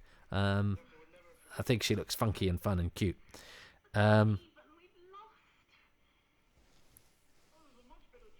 I quite like this metal chair. It doesn't look very comfortable, and it does actually look like it's got quite phallic adornments on it. Looking at it now, but how I have not seen loads of these cards, these pictures of the playing cards people, and yeah, it is pretty grim, isn't it? How they decide to sacrifice the Joker. And Peter Stevens is perfect casting. He is, of course, Lolam in The Underwater Menace, and is a great deal of fun. He looks like an actor who could. I mean, he's perfect casting for the Billy Bunter, as we will see later. But isn't it fun how at this time, you get quite a few actors who appear in a Doctor Who story around this time in the 60s, and then appear in one, not that long afterwards.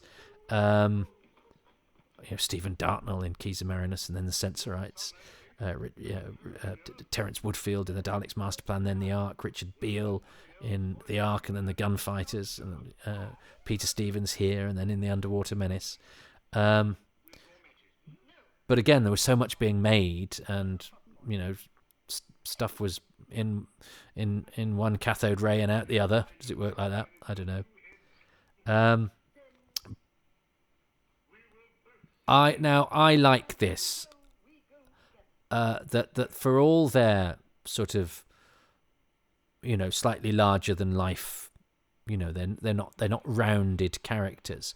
Amidst all that sort of strangeness and the fact that they're animated playing cards, they have that moment where they decide that they will sit and go together, and that for all their nonsensical nature, their almost clownish aspect, within them there is a sort of touching humanity. And then, of course, the minute that they exhibit that and they sit down, they are reduced then to being playing cards again. I think that's very effective. I think that and the many ways of death on the chairs is superb. I think both of those things are great. Yeah, it happened again. I mean, don't emphasise that it's pretty much the same episode ending as before, where you've opened a TARDIS, you get a rhyme, and then you prepare to play the next game. And this is a bit weird as well, isn't it? Because it's like, oh yeah, and the rhyme that we got at the beginning of this episode, that actually hasn't come true yet. But I like this. I like the fact that the Toymaker phones them using the phone in the phones. I always, because that seems weird. It's just a man talking in the phone, but it's the phone coming out of what in this show is a TARDIS, even though it's a fake TARDIS, but it's a TARDIS rather than a phone box, and the Toymaker is talking to Stephen through it. I think that's strange. I think that's weird. I think that's slightly unsettling. I think that adds to the vulnerability and the fact that the TARDIS has been, invaded and stolen. That the Toymaker will use the TARDIS phone, even though it's a fake TARDIS, to talk to our heroes and issue the instructions. I think that works. Again, that creates the sort of dissonance and strangeness that this story is crying out for. And the dolls, yeah, and Loose Cannon have done an absolutely terrific job with this with this. I mean, I don't know where they've sourced all these photos from, but they're absolutely gorgeous. And out come the dolls, and that's the episode ending. I mean, it's, you know, it's not a kill them now, you know, or they've the Doctor's dead. No, it's some weird dancing ladies coming out of the TARDIS. Well, I'm sorry I got distracted. I'm by, you know, a mumbled sotto voce offensive word, and I probably haven't satisfied anybody with my response. But well, I've said what I've said. I'm nothing if not an equivocator, which probably is not to my credit. Perhaps people who are firmer one way or the other are the people that really make changes to the world. But I don't know. You need peacemakers too. And anyway, I think that, you know, it is quite a laboured episode in the sense that, you know, they are essentially choosing different chairs to sit in. I mean, that's all the drama, and Michael Goff's occasionally cuts back to Michael Goff to speak to somebody who isn't there. But there's plenty to recommend. The set design is excellent. All of the actors do a good job. I think the set design is beautiful. I think the imagery is absolutely fantastic. I think the costume design is great. I think those playing cards look like playing cards, which I think is rather marvellous. I love the bit where they sit down at the end together. I think that's really charming and really sad. And then when they turn into playing cards, that's really quite strange and unsettling. But I think the thing that the episode does best is that it's got these different chairs and each one kills you in a different way. And that is, you know, base level excitement. It's the variety of the dispatch. It's the you know, playfulness of the sadism. It's, you know, that is what the Toymaker is, isn't he? He's somebody who likes to play, and even the act of, you know, destroying his opponents is playful booby traps that are not all the same, that have their own particular way of doing it. And that's something that I think, you know, really turns you on as a kid, because it's the sort of thing you dream up yourself as well. You go, I've got that thing that's a shark bit, and that thing that's got spikes, and that thing, you know, I think that's, you know, kids quite like sort of the variety of sadism. It's the ones who have to do it all exactly the same way. They're the ones I think you have to worry about, because they're the ones that'll keep doing it till they get it right. So Toby, getting remarkably close to the psyche of a serial killer there. I don't quite know where that came from. So, for me, with honourable mention, well, to the set design, to the costume design, but to what I nearly chose, which was the King and Queen of Hearts sitting down together amidst all the madness, that tender moment, which I do think is very, very sweet. I'm going to choose the fact that the chairs kill you in lots and lots of different ways. What is Kieran going to choose for thing 2? Second thing I like is the performances. I think the sustained absence of William Hartnell throughout the story really gives Peter Purves his chance to shine, because he's basically carrying most of the story as the lead protagonist, and he fulfills the Doctor's role with Dodo as his companion in a way. And, you know, Michael Goff and Carmen Silvera and Campbell Singer give great performances, particularly them as their 3 distinctly separate different characters, which is very impressive considering those weren't the characters that they were originally hired to play. Yes, that's very true. I think Kieran may be going for general things for each of his things, which is fine. You play the game any way you like. Well, what an appropriate story to cite that rule in. I mean, I suppose if he was playing in the Toymaker's rules, what he'd do is he'd choose a favourite thing from Colony and Space or The Curse of Fenric, because the Toymaker is prone to cheat. But anyway, I think the performances are great for all the reasons that Kieran, who also I just noticed there has a kind of Toymaker coat on and definitely has Stephen's stripy t-shirt on underneath. So isn't that exciting? Now, what I'm going to do now is I'm going to finish, and this is going out to my patrons first. So, hey, patrons, did I spend too much time talking about the thorny issue of the unpleasant word? And should I go back and cover that portion of the episode again and actually talk about the episode? I don't know. It's tricky. But I've done what I've done. So non-patrons, you might not hear any or much of what I've originally said, or you might hear it all, in which case, I've taken it seriously enough to ask people what they think. But I hope I come to this with a good heart, and I always listen to other people's perspectives, and I know that things are complicated and mean different things to different people as well. And I'm certainly, one thing I'm certain about is that my perspective isn't the only one, and I respect those of other people. And I think the more we try to respect various perspectives on quite thorny and complicated issues, the more we can accept them and digest them and be thoughtful about them, and then try to put those thoughts and lessons and ponderings into the way that we conduct ourselves towards other people. Because at the end of the day, the most important thing is how we deal with and treat people today, now, based on things that we've learnt and continue to learn. And I will also continue to learn.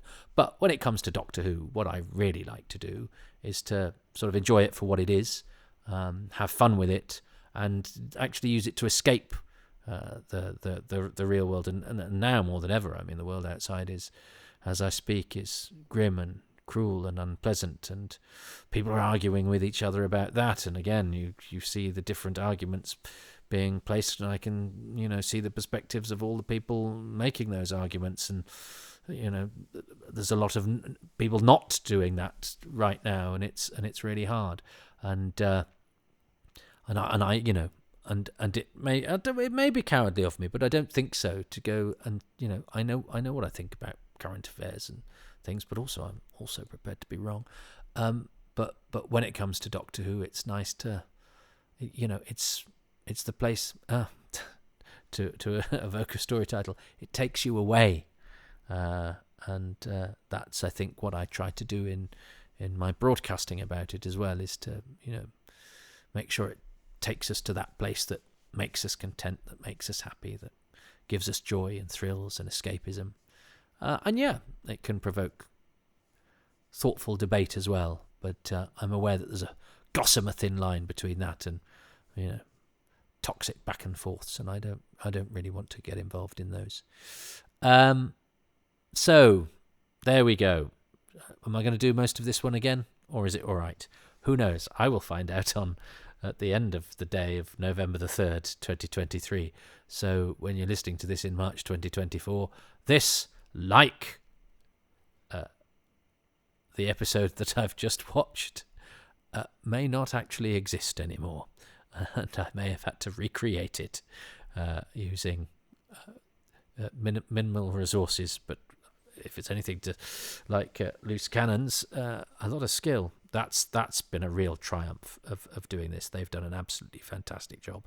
So seek out their recon of the episodes, because on those photographs, we are so lucky with the plethora of beautiful photographs we have from this obviously quite handsome production. We don't actually see that so much in the final episode, I don't think, either. I think the final episode is the sort of least representative. So that will bring things to talk about when the pictures start to move, but they're not going to move next time. The Hall of Dolls will be the last time the Celestial Toymaker is a series of frozen fragments. But that's what we've got next time. So until then, keep dancing. Well, this is going to be awkward, because as far as I recall, if I didn't write it down, I certainly felt it. When I assessed this episode for Running Through Corridors, a book I wrote with Rob Shearman, where we watched every episode in order and tried our best to accentuate the positive, I think I felt this to be the worst episode of Doctor Who from the 60s, if not of all time. The worst instalment of the show. And of course, 10 years on from that, I mean, even then I wasn't in the business of putting negative thoughts out there where I possibly can. If anything, 10 years have made me dig even further into the sea of saccharine that is my love for Doctor Who. Well, it's not. No, it's not, because there's plenty I enjoy about slagging off Doctor Who and, you know, having a go at the things about it that let me down or disappoint me. But that's not what I like to throw, you know, in my own private thoughts or with mates. But out there in the den of vipers, the sea of serpents, the never mind alliteration, bucket of vomit that is the internet. I feel more than ever it's important just to put positive stuff out there, particularly when it's about that show that we all know and love, because I think there's something so freeing about that first time you discover that you can be rude about Doctor Who. And I remember the first time I saw a copy of DWB, and it seemed, you know, to be enunciating or you know, having the reveling in the freedom to go, yeah, but this is what I don't like about the show, or this is what this episode disappointed me, and why can it be? And of course, it's then very easy to be, you know, hugely down on everything, and there is something to enjoy about that. It's part of our sense of humour, certainly part of the British sense of humour, I think, to be very disparaging even about the thing that you like so much. But and my game, comedy, is full of people who use sort of cynicism as a comedy tool, and again, it gets a lot of traction, particularly in this country. I know my American friends might, you know, sometimes, you know, sort of check in and go, "Are you okay?" when one has done something sort of deliberately downbeat or wry, and you go, "Oh no, it was a joke," and they, you know, a lot of that sensibility doesn't quite translate to a country that is all about, you know, and you know, honourably so, about, you know, going out there, being positive, they celebrate that. They don't celebrate pessimism or downbeatness. Now I know that's a massive generalisation, but it certainly seems to be, you know, a more common mindset within the UK than with the USA, that you know, to dwell on the negative, or indeed make humour from failure. And I like that. I'm very much a glass half empty sort of person. I like wryness, but cynicism has started to bore me, and because it's actually quite easy to do. You just take a thing that people like and go, "Isn't that rubbish?" Now, if you're talking about the everyday commute or the things that, you know, a civilized country in the 21st century should be able to do, and yet massively fails to do so, that impacts on our everyday lives to create minor annoyances here and there, cynicism is rather good, and is something rather cathartic about expressing that and sharing that in a room full of people, or in a pithy line out there in cyberspace. But when it comes to the shared love of Doctor Who, I mean, there's nothing, you know, there is something fun about it. I love talking to people about Andrew Boxer's delivery of the line, "Oh no, a policeman," in Arc of Infinity, which I think is terrible, but I love. And various other things where you go, "Oh God, what were they thinking?" or whatever. But actually, so much now when people do anything to do with Doctor Who, if it's a trailer for an animation, you know, or you know, a clip from a documentary, or a picture from a forthcoming episode, you don't have to look too far for somebody to be going, "Oh, why haven't they done this?" or "I wish they'd done that," or "That's wrong," or sometimes even about things they don't actually know how it's going to turn out. But also, I know, you know, when I've done my end of the year obituaries, you know, somebody go, "Well, I would have chosen that music," and you go, I mean, okay, so you don't like a song that's been chosen. That's really kind of not what this is about. But, you know, thanks, you know, and there's and I know from, you know, even minor things like that, which aren't really important, that it just kind of ruins your day, irrespective of how many nice things other people might say. And I do feel that about any sort of endeavour. You know, any even bad Doctor Who is part of this, you know, this great canon of stuff that I love and that has been so important, and anything made by somebody, you know, has endeavour, has craft. Now they may make some mistakes, they may make some catastrophic misjudgments, and also not be competent in certain places. But I think it behooves us to try and be positive, even though I know a few listeners have said, you know, you can be more negative. You know, we you know, we wouldn't be hard on you, and it can be quite funny if you are. And yes, I'm not going to lie. I will never lie, but I will attempt to enjoy an episode I have previously found utterly bobbins of a story that, you know, showed so much promise to me as a kid that in execution seemed to be somewhat wanting. And I don't think we've ever really, as fans, got a proper angle on, because the way Celestial Toymaker is often talked about is not actually what it is, which is a series of, you know, sort of childish board games, essentially. And, you know, the Toymaker, for all that he's this marvellous, really original villain, does spend most of the story talking to William Hartnell, who's on holiday, talking to a tape recording of William Hartnell. Ah, dear. But anyway, but it is also a story set in a strange netherworld that is a nightmarish abstraction of a child's toy box. And for that, it craves our indulgence. It also has something I would have chosen as one of my favourite things had guest Kieran Highman not done so.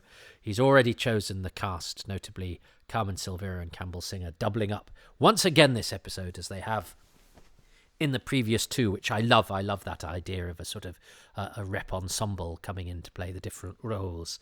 That gives it a strange feeling as well, and gives you the enjoyment of watching actors showing their different skills and their different characterizations that they can bring. I love all of that. However, let us see what happens as we take our places, assume the positions, and quick step our way through the dancing floor, which I'm going to press play on in 3, 2, 1.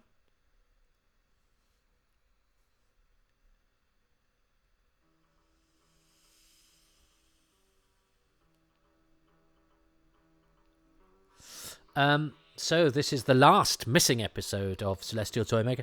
In fact, I remember when Celestial Toymaker was one of those, you know, in that column that said, you know, missing episodes, you know, or episodes existing. It was a none. No episodes existed of the Celestial Toymaker. So we've lost the Queen of Hearts and the King of Hearts, and the playing cards, which I would love to see in an animation.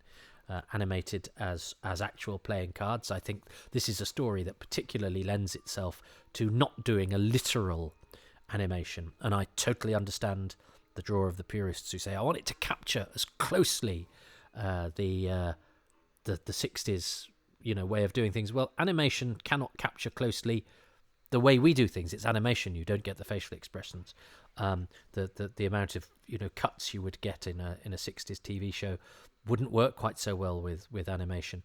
And I think because we have the existing episode, so we kind of know what it looks like as well. And we've got all those photographs as a watching experience. Go wild, you know, have playing cards, have different sort of drawing styles for the different characters. Create this kids book come alive. But anyway, I don't know who Sergeant Rugg and Mrs. Wiggs are. What are they from? Perhaps I should have looked that up. Because I certainly know, you know, who the King and Queen of Hearts are, but Sergeant Rugg and Mrs. Wiggs here, played by Carmen. And I remember actually seeing, because there's a picture of them with the Toymaker in the 20th anniversary special, Radio Times 20th anniversary special, and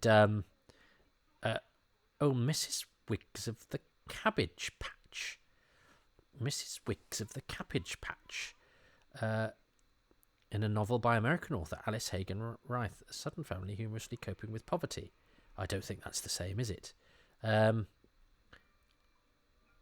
no.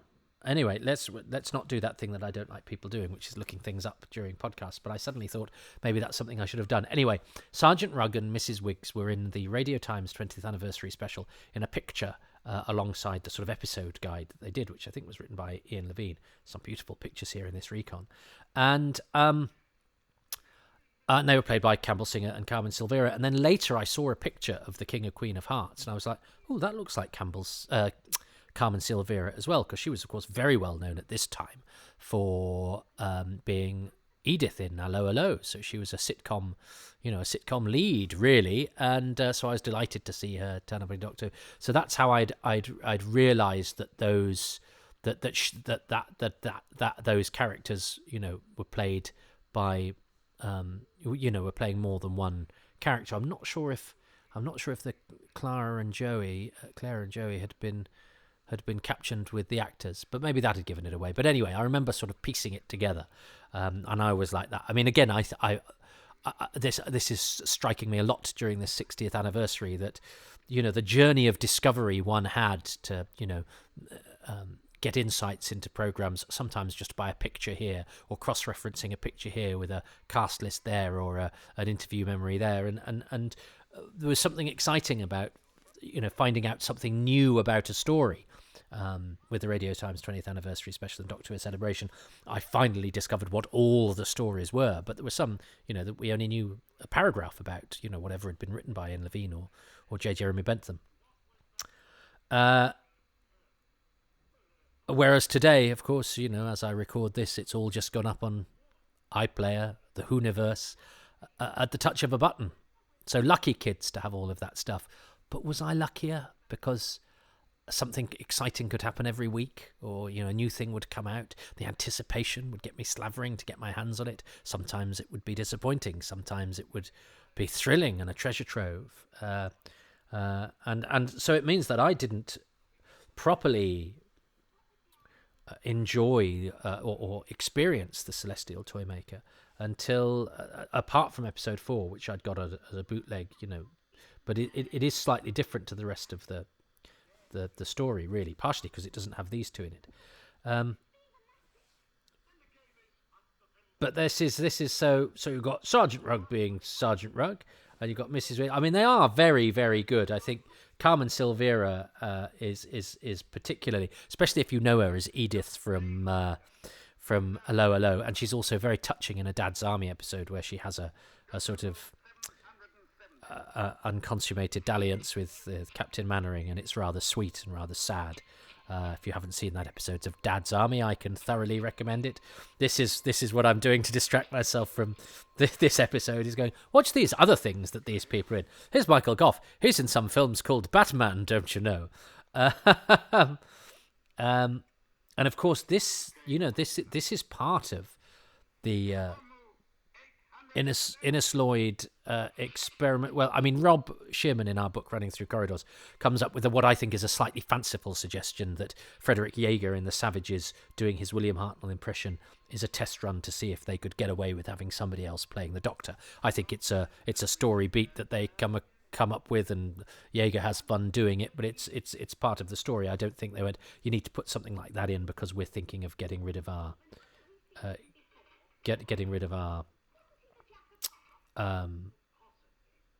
our leading man. Yes, of course, the Jack of Hearts is in. The Jack of Hearts. I think I mentioned the Kitchen Boy. It doesn't matter. I mentioned something last time that Peter Stevens is in this as the Kitchen Boy, and he's the Jack of Hearts in the previous episode. Oh, and I've got things to say about Peter Stevens and what everything says about him on Wikipedia as well. But maybe I'll save that to next week when he. No, I might do it now. Peter Stevens is asleep in the back as the Kitchen Boy. I've been researching him, and it says online that he might have directed a film in America. And there is an American movie database that I can't access that has an entry for this film. But everything else that it says about Peter Stevens online and that I've researched suggests that just because somebody called Peter Stevens directed a cowboy movie in the States in 1965, I think, it doesn't necessarily mean it's our Peter Stevens, and I think the internet is sometimes too keen to sort of go, two people in the same industry, they must be the same person, which I find extraordinary. And yes, I know Equity has this rule where you can't have two actors with the same name, but that is not quite the same as this, and also there are anomalies within that. But the idea that somebody directing a cowboy film, you have this with Greg Palmer as well, because there's a Greg Palmer in the States who's a cowboy actor who's also in Star Trek, and our Greg Palmer is in the 10th Planet and the War Games, that they must be the same person, and they're not. But try and persuade some people of that, even though I know Greg Palmer, who's called Donald van der Martin, and you'll reach out because it's on IMDb. In fact, IMDb, as I record this, is I think at fault because the Radio Times has credited this new coloured Daleks, the writer, as being Terry Nation, David Whittaker, and Sidney Newman, because somebody has gone on IMDb and decided, because David Whittaker changed things because he was the script editor, and because Sidney Newman is the, in inverted commas, creator of Doctor Who, they should be credited as writers on all the entries for Doctor Who, in the same way that Douglas Camfield is crept in as a co-director of episode 4 of the first story, all of which is, meddlesome and inaccurate, and but it's somebody sort of showing off. I did a whole thing about this when I did the Firemaker commentary for Happy Times and Places, so let me not repeat myself, but this is the danger of it. You see, I say it shouldn't matter if it's on IMDb, but then it creeps into other things to the extent that copyright editors for the Radio Times, or even whoever's doing the press release for it at the BBC, have gone, oh well, I better add them because it says that on IMDb. Do not trust IMDb. It is not a trustworthy source. It is updated externally by any old Tom, Dick or Harry. And they don't accept some things that sort of professional researchers put in and try and impress upon them, and they do put in other stuff. Anyway, Peter Stevens, unless this American Movie Database that I can't get hold of says, oh, and the director was a British actor who was brought over because of this, because he was a friend of the distributor, or a friend of the producer or something, unless there's something that gives an angle that the director of this is a British actor called Peter Stevens, I would maintain it's a different Peter Stevens, especially as our Peter Stevens in the same year was also at Colchester Rep or Croydon Rep or something, and it doesn't quite tally. I'm not saying it's impossible, but I would say it requires further investigation before I would sign off on it on an official biog of Peter Stevens, which who knows, one day I might be asked to do. I shouldn't think so, but I'll probably do an unofficial one for a podcast at some point. So there's a bit of non-trivia, or trivia I doubt, that has distracted me from the fact that in this episode, I don't like broken crockery anyway. I find it wasteful. I think anything that gets broken purely for entertainment, it's like food waste. I don't like, but I understand that's me being. But I'm quite sentimental about inanimate objects as well. We're supposed to be having a clear out of our house, and there's things I probably haven't looked at for 30 years, but the idea of getting rid of them, it makes me feel sorry for them. So Stephen gets hit on the head by a stray plate. So you've got a lot of. I mean, this is sort of nonsense. I think I said in Running Through Corridors, the dramatic high point of this episode is where two characters that don't exist argue over a pie, and that kind of is the vibe of it, and it is quite sort of slapsticky and silly and childish, which would be all well and good if there were a darker side to the childishness, and I'm not sure there is often enough. It's tricky for me. I did watch this in preparation because I can't watch with subtitles because it's a recon that I'm watching, so I'm having to talk and watch and think of things to say at the same time. So I'm not going to be following the action as much as I would with a live action episode. But my feeling is, that again, this episode with Sergeant Rugg and Mrs. Wiggs has the slightly, the better element of it is when they're sort of threatened by the Toymaker that, with their existence and all of this sort of thing. But they're quite sweet characters here, and Dodo is very good. I like sort of Dodo sort of teaching them how to behave. She is a bit sort of school marmish, but it means that they're essentially children. They're children in adults' bodies, and they're types, and they're deliberate types, and the actors are playing them as types very well. But that dilutes any sense of menace. And at the moment, this episode, I think, with its slightly sort of comical characters, doesn't have quite enough darkness, you know, and the worst it gets for our characters is that Stephen gets slightly irritated, and irritation is not necessarily what you want to instill in your main characters, because then that's the feeling they will sort of, you know, pass on to the audience. Yeah, this is it. So she's threatening him. So the Toymaker's two pawns, as it were, instead of trying to outwit Stephen and Dodo, are sort of dicking about amongst themselves. And the pie crashes to the floor, and they find the key. So that's it for the Thimble. I mean, again, it's a... Yeah, and here, so and here and that's the picture. That's the picture. Sergeant Rugg and Mrs. Wiggs with the Toymaker in between.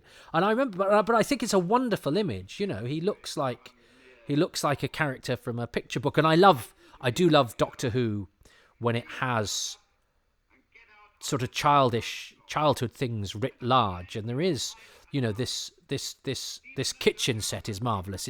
It's all like stuff out of a picture book, and I love that imagery. And the fact that you have this sort of necromancer from the stars manipulating these toys, I think is rather wonderful. And smashing that plate is quite horrible. But the build up to that has been a lot of sort of silliness, really. And you could say that the toys being childishness and leading Stephen and Dodo on a merry dance is part of it, but. It's a tricky sell for me, even though I actually think the iconography, John Wood's design, and the way that the characters look, and certainly the way that the characters are played, the characterizations, if you like, as opposed to anything they do particularly, are all very effective. Now, these dolls, these dancing dolls, now this is very interesting because we don't know what they would have moved like. We know they're professional dancers. One of them, Beryl Graham, is the auntie of Benjamin Cook, who co-wrote The Writer's Tale with Russell T Davies. And so she has a link to Doctor Who. The other one, Delia Linden, has done interviews and events. And then a third one, Anne Harrison, has not. She's got a credit on IMDb for something about 1989 or 94, which I suspect is not the same person. Again, Anne and Harrison could have got married. I think maybe a couple of other television credits only. Don't know anything about Anne Harrison. But one of the things that you find, and you must always ask, is you might say, I won't ask any of the cast if they remember this one person, because they probably won't. And then it's only at the end that they go, oh yes, and I saw Anne Harrison the other day. We're still in touch because we were at dance school together. So should Benjamin ever, as he's promised to, introduce me to Auntie Beryl, I will ask her about Anne Harrison, because who knows where Anne Harrison is. She's one of those that has not been interviewed about Doctor Who, and about whom we know nothing. The third of the dancing dolls, but we know a bit about Delia because she's done signings and interviews and things, and we certainly know about Auntie Beryl. But what we don't know about them is how they will have moved. They were all dancers, and the way that they stand, you know, impassive here. This could have been a very effective moment with the dolls. You know, they're impassive. They're a sort of parody of toys. They are played by human actresses, and yet they're acting like automatons, and they seem sort of facially impassive and inscrutable. So who knows if their movement might have been a bit creepy and strange. And there's something about using the medium of dance as a sort of something to control people and to compel people to move in a certain way. Now that, you see, is very much more like the sort of thing that the Celestial Toymaker should be doing. So perhaps the dancing floor part of the dancing floor was more effective than the Hunt the Thimble in the kitchen, which is maybe why, I mean it's not, but let me theorize anyway, maybe why they've called it the dancing floor rather than the broken pie or or the Celestial kitchen or the waking recipe. So, but yeah, this and the music here, the bird, the music. I think the music for Celestial Toymaker is excellent. The sort of glockenspiel, guiro-y, whatever it is, percussion-y, woodbox. It sounds like it's been taken out of a toy box or a music box from school. But here it takes on a slightly relentless beat that seems, listen to me trying to talk about music. I reminded myself then of the cool teacher in the Mary Whitehouse Experience, which was a sketch show with Punter Dennis and Baddiel and Rob Newman, where the teacher would go, "Hey, what's this? It's got a good beat." But there is a beat, there is a rhythm to this, the sort of relentless, dogged rhythm of of the dance that seems a little bit like you're being commandeered, and the idea that Stephen and Dodo Stephen when he's dancing is is out of control and has to do it a certain way is I think a lovely Doctor Who idea. The idea that you could be and that picture of Sergeant Rugg and Mrs. Wiggs, which I've not seen a lot of these pictures from this I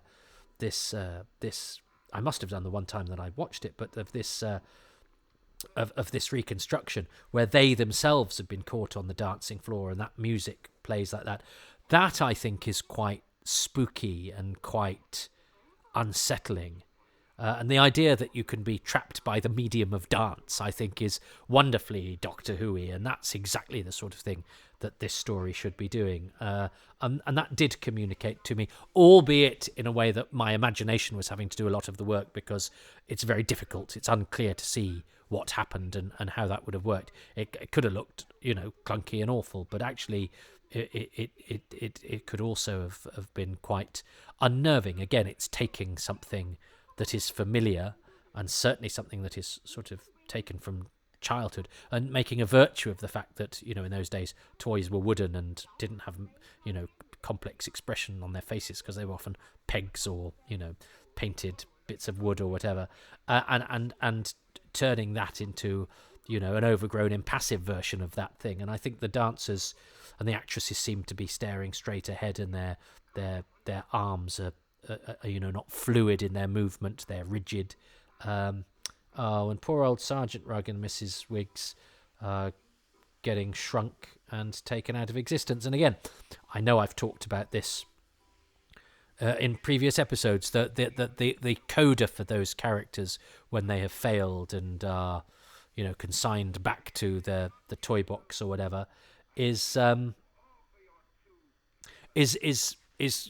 potentially unsettling and potentially moving. I'm not quite sure it is done enough. Again, I'm coming to some of these elements with a lot of goodwill because I'm trying to make this work.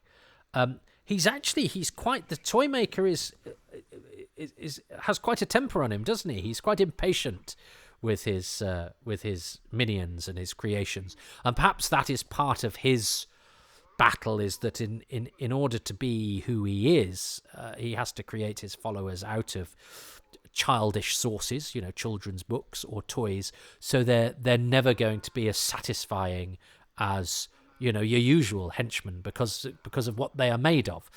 But that then does undermine the threat that they have, and therefore, by definition, sort of undermine him a little bit, because if your tools, if the knife you want to stab me with is made of pipe cleaners or fuzzy felt, it's not going to be that effective, is it?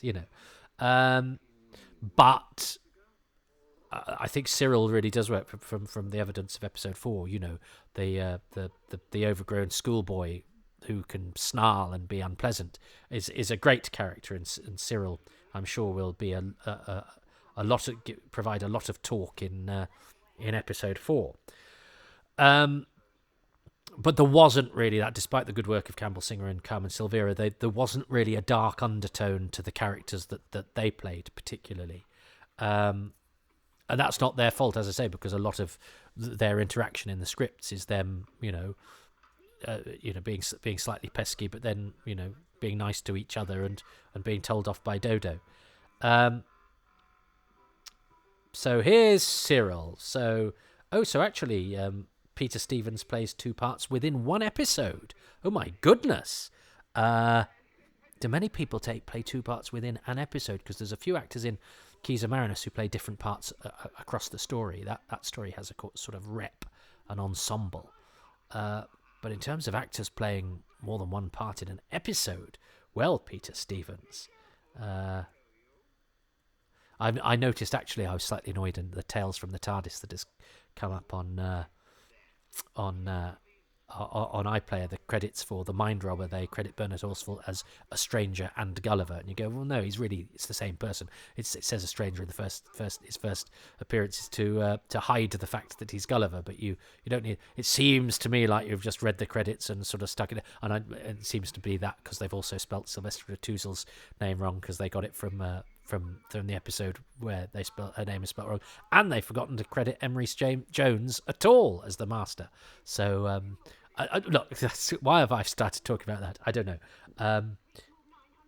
Oh, here we are, and here's the. But I love Tales from the TARDIS, by the way. But there was a credits mistake that I couldn't help but point out. See, this is what I'm talking about. Even in a thing where I'm trying to be positive, having lambasted the internet itself and Doctor Who fans on it 22 minutes ago during this commentary for the Celestial Toymaker Part 3, I've pointed out the shortcomings in the credits for Tales of the TARDIS for The Mind Robber, which has nothing to do with this, and which is otherwise a splendid endeavour that's made me cry with joy. But there's part of me that goes, but you need to say that thing about the credits out loud. I haven't gone online and said it. I haven't emailed anybody and said, but I've now just said it out loud because it will not allow itself to just fester within me. And that is why when I or anybody else puts something out, if somebody else has a negative thought, they want to put it because that stuff needs to come out. So, so people who do it aren't necessarily bad, and I like to think of myself as somebody that doesn't do it, but I'm just as bad as everybody else. So, but I also note there that choreography by Tutti Lemko, who is, of course, Quitju in Marco Polo, Ibrahim in The Crusade, and Cyclops in The Mythmakers. So the fact that he's on his name is on the credits of yet another episode of Doctor Who, which doesn't exist, shows to me that Tutti Lemko is the most unlucky contributor to Doctor Who in terms of survival rate, because none of the episodes that he is credited on, even the episode he's credited on that he isn't actually in, survive, but because he was a dancer as well. He's in Fiddler on the Roof, and did a lot of those sorts of things. But that suggests that the fact that he was a choreographer as well shows that some effort will have gone into the dance. So maybe that will have been quite impressive. Will it be my favorite? What is my favorite thing about episode 3? Well, yeah, I think I am going to have to speculate, and as I say, it's difficult to assess that, having talked through it, and I know I went off piste a few times, but I did watch it in preparation for this a couple of days ago, and I still did find it quite tricky, but I didn't find it as bad as I thought I was going to. I as I say, I really struggled, and I think this when I did it for Running Through Corridors, but I think this recon is much better, or certainly much better quality than the one I watched 10 years ago. There's some beautiful photos. I love that picture of Sergeant Rugg and Mrs. Wiggs on the dancing floor. I hadn't seen so many of those, although that one of them and the Toymaker, in the kitchen is so familiar to me because it was one of the first photos from it I saw in that Radio Times 20th anniversary special. But to me, I think the fact that the dance could potentially be really, really spooky and effective. I mean, I'm perhaps also reaching to the idea that there's some of these things, some of Doctor Who, that we have to imagine, and we can never, we will never, we definitely don't have an accurate idea of what it was because we can't see it and we've got no telesnaps. But also, I do like the childhood toys writ large thing. I do like not just childish toys from the 60s, which are wooden, which are painted, which are in themselves already slightly abstract. They weren't photorealistic like modern toys. So then when you blow them up, they look even more slightly strange and disconcerting. But they're also played by people, but dancers staring impassively. So I'm gonna go for the dance, because it might have been, but also the fact that I have to use my imagination in order to make that work, because we currently don't have it all, which is not a virtue, but it is making the best out of what we have, and the fact that there is interest to be had even from that which we cannot see. So it's sort of what this podcast is, I guess. It's even in our appreciation of this, it's making the best out of a situation that is bad. But even though it is a bad situation that we don't have episodes, it does bring with it, even out of that, unwanted situation, it does have offshoot aspects of it that can inspire us to use our imaginations in a way we otherwise wouldn't have to. So I'm going to go the spooky dancers, using the medium of dance as as a Doctor Who threat. I think is inspired and original, and the sort of thing that the Celestial Toymaker should definitely be doing, and perhaps doesn't do when it's got people arguing over a pie, playing Hunt the Thimble in a kitchen. I think Kieran is going for more general things, so I doubt. I might choose the music as my overall thing, maybe. But maybe he'll get there before me. Let's see, because the music I think is very good. I think the score is very interesting. Let us go for the dance and the medium of dance being used as a threat. What has Kieran gone for?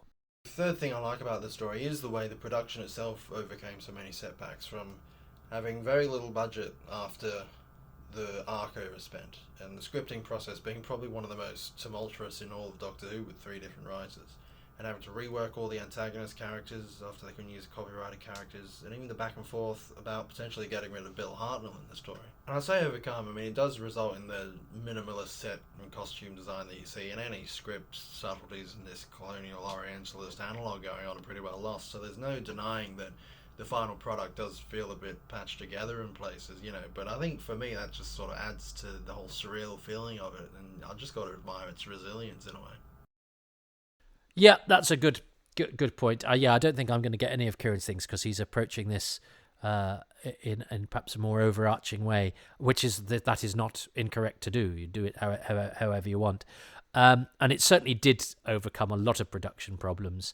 And I'd love for us to find some of those original versions of it to see exactly how it transformed and transmogrified from Brian Helles's initial conception. It's a story, I think, that has so much potential to go in so many different ways, and the rather literal way that it ended up, I think, is a missed opportunity. But nonetheless, as Kieran quite rightly points out, and this goes back to what I was saying at the beginning and the reason behind this podcast for being the way it is, even something compromised by, some misfortune and mistakes is nonetheless, and misjudgments even, is nonetheless, usually very creative people trying to make television on the fly with limited resources, sometimes with setbacks, sometimes with things beyond their control, and not very much time to get something on the screen, and also something unlike anything else being made on television, because this one goes through time and space, and has a slightly different remit, and often has to make use of everyday things, but use them in a way that is different, so it doesn't look like all the other shows on the television. And of course, the Celestial Toymaker, embodies that. It doesn't take us to alien vistas, but it shows us a giant doll's house, or a picture book kitchen, or the playing cards, but anthropomorphized, and that is all really interesting stuff to be playing with, I would argue, especially in the 1960s, and especially in 1960s Doctor Who, which was, either spacey or historical. So even though I think this is a deeply flawed episode that in execution probably was, I've probably had to be very kind to it in assessing it today. Probably wasn't all that great if the rest of what we know about Celestial Toymaker is anything to go by. But nonetheless, it has plenty to talk about. It would still be worth seeing. It would still hold surprises if it turned up. And it's still, not having it means that there is a unique, a number of unique things that we do not have. And that's the beauty about Doctor Who. It's not like, some episodes of, some long-running television series where, one episode could be pretty much like another. The fact that Doctor Who dares to be so different often, especially in the 1960s, means that every loss is quite a painful one. And the Celestial Toymaker, which is not my favourite story by any stretch of the imagination, and probably one of my least favourites. Actually, as I talk about it, though, now I feel bad saying that, because especially hearing, Kieran, advocating for the makers and saying, they were overcoming things as they were making this, and you go, yes, they absolutely bloody were. So I even feel bad, even though I'm qualifying it, saying it's one of my least favourite stories, because it's a part of Doctor Who, and it's not just a not very good part of Doctor Who. I think it is a not great story, but even within that, it's an interesting story. It's a fascinating approach. It adds different stuff to the canon, to the mythology that is now being resurrected as I record this character from this lost and not very good, according to me, story is being resurrected to become a palpable threat, played by a major Hollywood star. And you're going, oh well, hang on,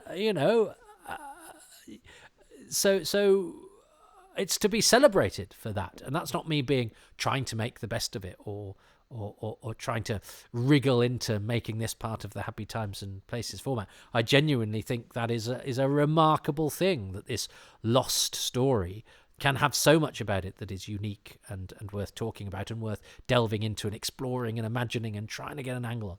That those pictures are so beautiful and the visuals that it creates are so beguiling, even if the story itself and what it sounds like is not hugely dramatic, and the characters have to behave in slightly silly and annoying ways. Even so, it's still compelling and interesting and original and unique, perhaps more as a concept than what it actually was when it was transmitted back in 1966. But it is not what was transmitted in 1966 anymore. It is a shadow of that, a ghost of that, an audio-only echo of that, with some tantalizing pictures, but also a legacy and a place in the canon. And because of all of those things, that makes it much more interesting than the story itself on its own, just as a piece of entertainment broadcast one on BBC television might have been. But my other half is back, so I'm going to go now, because I want my home to be a happy time and place, which it won't be if I keep talking to you rather than her. So, on the fly, guerrilla podcasting, but making the best of it, as they did when they made Doctor Who in 1966. This is what it's all about. Ta-ta. And as they say, keep dancing. Well, tempus fugit, but some things never change as time flies. As I record this, we are hurtling towards the 60th anniversary of Doctor Who. What? Think you iTunes listeners? Hang on, it's whenever it is. What, February? I don't know. I can't work it out. February, March. The 60th anniversary was months ago. That's because if you are a non-patron, you have to wait so that these things are not hot off the press. Whereas if you are a resident of Patronville, you'll probably be listening to this literally minutes after I shut my mouth. But the reason I invoked the ever-moving and yet static, the ever-moving nature of time and the static nature of some truths about us all is that as we head towards the 60th anniversary of Doctor Who, the Whoniverse is now in full on, or rights and existing, actually existing, the existence of episodes permitting, everything is on, the history of Doctor Who is on BBC iPlayer for everyone to enjoy. And in fact, some friends of mine, regulars at my comedy club, who've not really seen the old days of Doctor Who, texted me excitedly to tell me they were watching the first episode of Doctor Who, and it wasn't half bad. And then we realised they were actually watching the first episode of the Daleks. Yes, it's interesting that people are non-Who fans are sort of delving back and having a look, but unaware that the way that the Daleks starts is not actually the way that Doctor Who starts. Could have done with a preview set in Barnes Common to eradicate any problems caused by the current, and I'm being optimistic, non-appearance of the very first Doctor Who story on the Whoniverse on BBC iPlayer. But the reason I mention it, not to get into that brouhaha, this is a zone of cheerfulness, is that I've just been rather grumpy because I set myself up to watch the final episode of the Celestial Toymaker. And of course, it is one of the few Doctor Who episodes, as I record this, not available online. So at the touch of a button, I could have just grabbed my remote and gone, here we go. But instead, I've had to plug in the... I have a very shambolic system here. It's wires and bits and bobs balanced one on top of the other. It's not a pretty sight. And I've plugged in the little Blu-ray DVD player that I have into the projector that I watch telly on, so that's involved a little bit of furbly about. I've then had to find Lost in Time, which wasn't on its place on the shelf. I must have got it out for something else elsewhere. But then, of course, I realised how old Lost in Time was, which is the only way that this episode is available to view.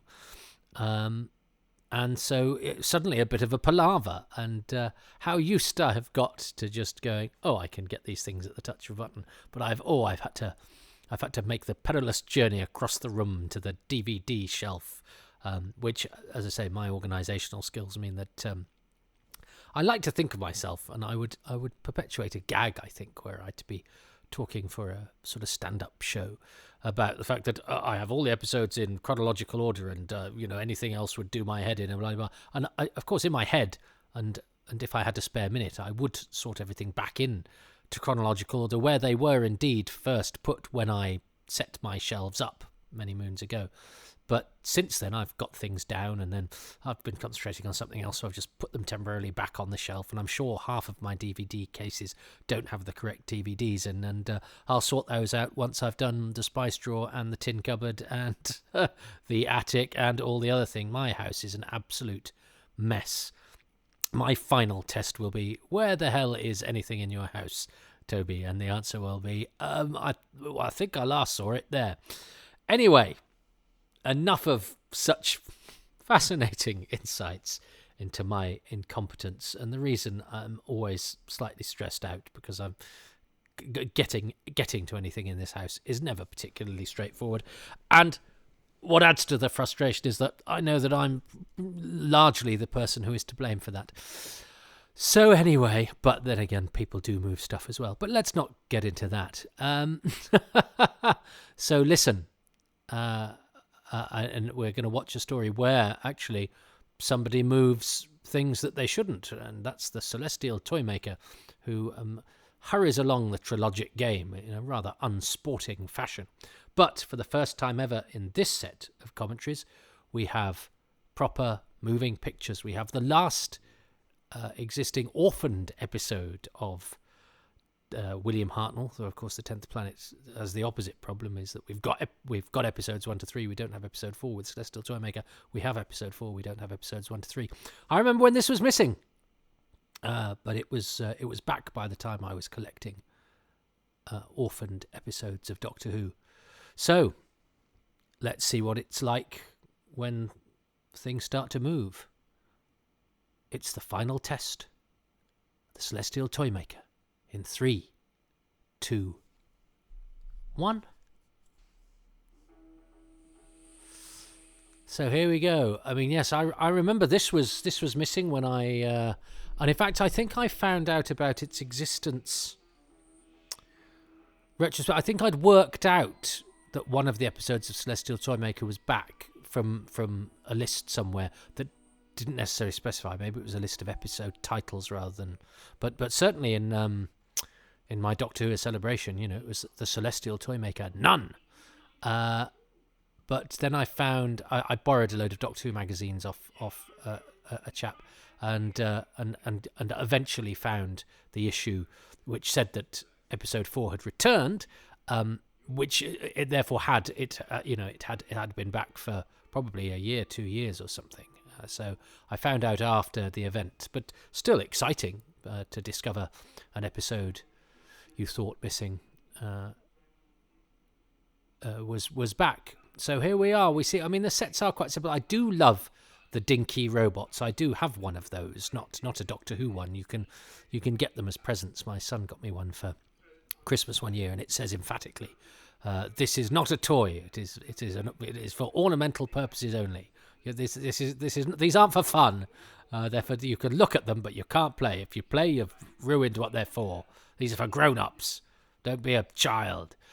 Peter Stevens is great, isn't he? And there is on one of the audios recorded off air of this, the closing titles. They do actually have the disclaimer saying, we've got to point out that any similarities between Cyril and Billy Bunter are entirely coincidental. I love the way he does this.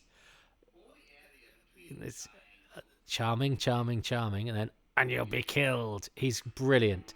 I mean, I already think he's going to be the best thing about this episode. I mean, Michael Gough looks great, and he's working his socks off because he's on his own. I wonder how Michael Gough felt about that. You'll just be talking, you'll just be chatting, Michael. But the invisible hand effect is very good. And the Trilogic game is, it's pretty simple how, what the rules are of it is you've got to, I suppose, work out and plan ahead, and there we go. But it's a good job the Toymaker's saying stuff, actually, because I suspect it's not the most exciting of spectator sports. He's got brilliant face, hasn't he, Michael Gough? A really evil smile and brilliant arched eyebrows. Stephen, and I see that's quite spooky, seeing the names of the regulars ready to be turned into toys. That's a nice aerial shot, actually. It's probably a Mole Richardson crane, is it? I will have a piece of paper somewhere which will say which cameras we use. Oh no, I won't, because there's no production file for this. In fact, there's no production file for a few of the Inner Sloyd ones. I do like the stripes and spots of Stephen and Dodo. They say you shouldn't have stripes and spots, but together, but they're not, unless they were planning on canoodling, where they would definitely clash. They're fine. Yes, he is too good to be true, Stephen. So, I mean, again, the whole thing about the cheating, to me, slightly renders the whole game playing redundant. If the Toymaker is somebody who revels in games, why do his minions cheat? Because otherwise, why? I suppose, again, you could say, well, it's the it's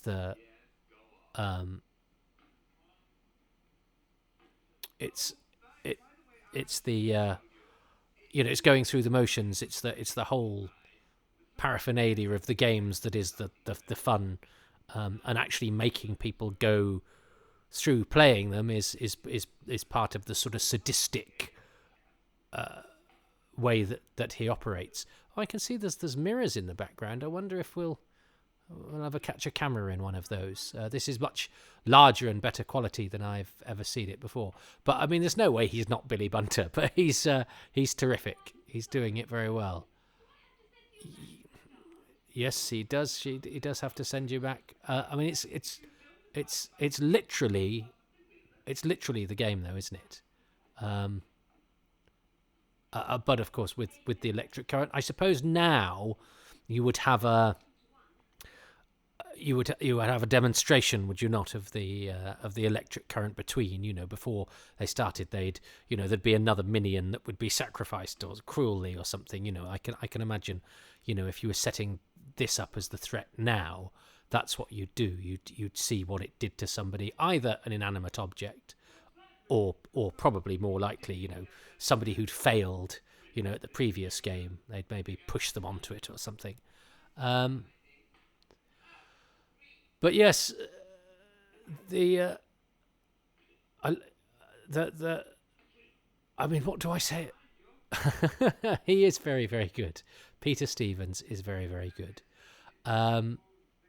Is this Brian Hales'? It's Brian Hales' first script as well, and it's his career in Doctor Who is interesting. I was thinking about Louis Marks the other day as well.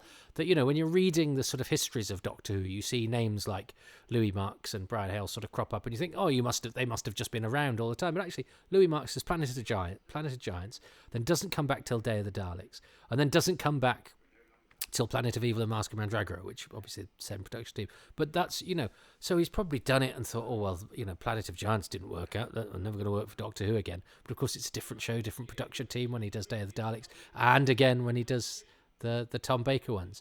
But odd that, he was able to sort of, able to go back in the same way that Brian Hales, and he does very different entries into the canon, Celestial Toymaker to Smugglers, very, very different. And then he sort of settles into the, okay, I'm the Ice Warriors guy. And if that's what you do and it's successful, stick with it. Although, again, I mean, he had Seeds of Death completely rewritten by Terence Dix, having had this completely rewritten by Jerry Davis. But Terence always said he was a perfectly amiable chap who didn't mind, It's like, all right, fella. That's a very good effect. I mean, it's simple by today's standards, but it adds to the, otherworldly nature of the Toymaker, and it's needed to emphasise the fact that you can't just not play the game. You can cheat, but you can't not play the game. According to the rules, it's not quite true, though, is it, Toymaker? But so again, it means that he could, if he wanted to, what's to stop him if they do win, actually, stopping them from winning. That's never quite answered satisfactorily. But again, I suppose, if he's a villain, why do we have to worry that he'll do it properly? But yeah, it's not quite consistent enough for me.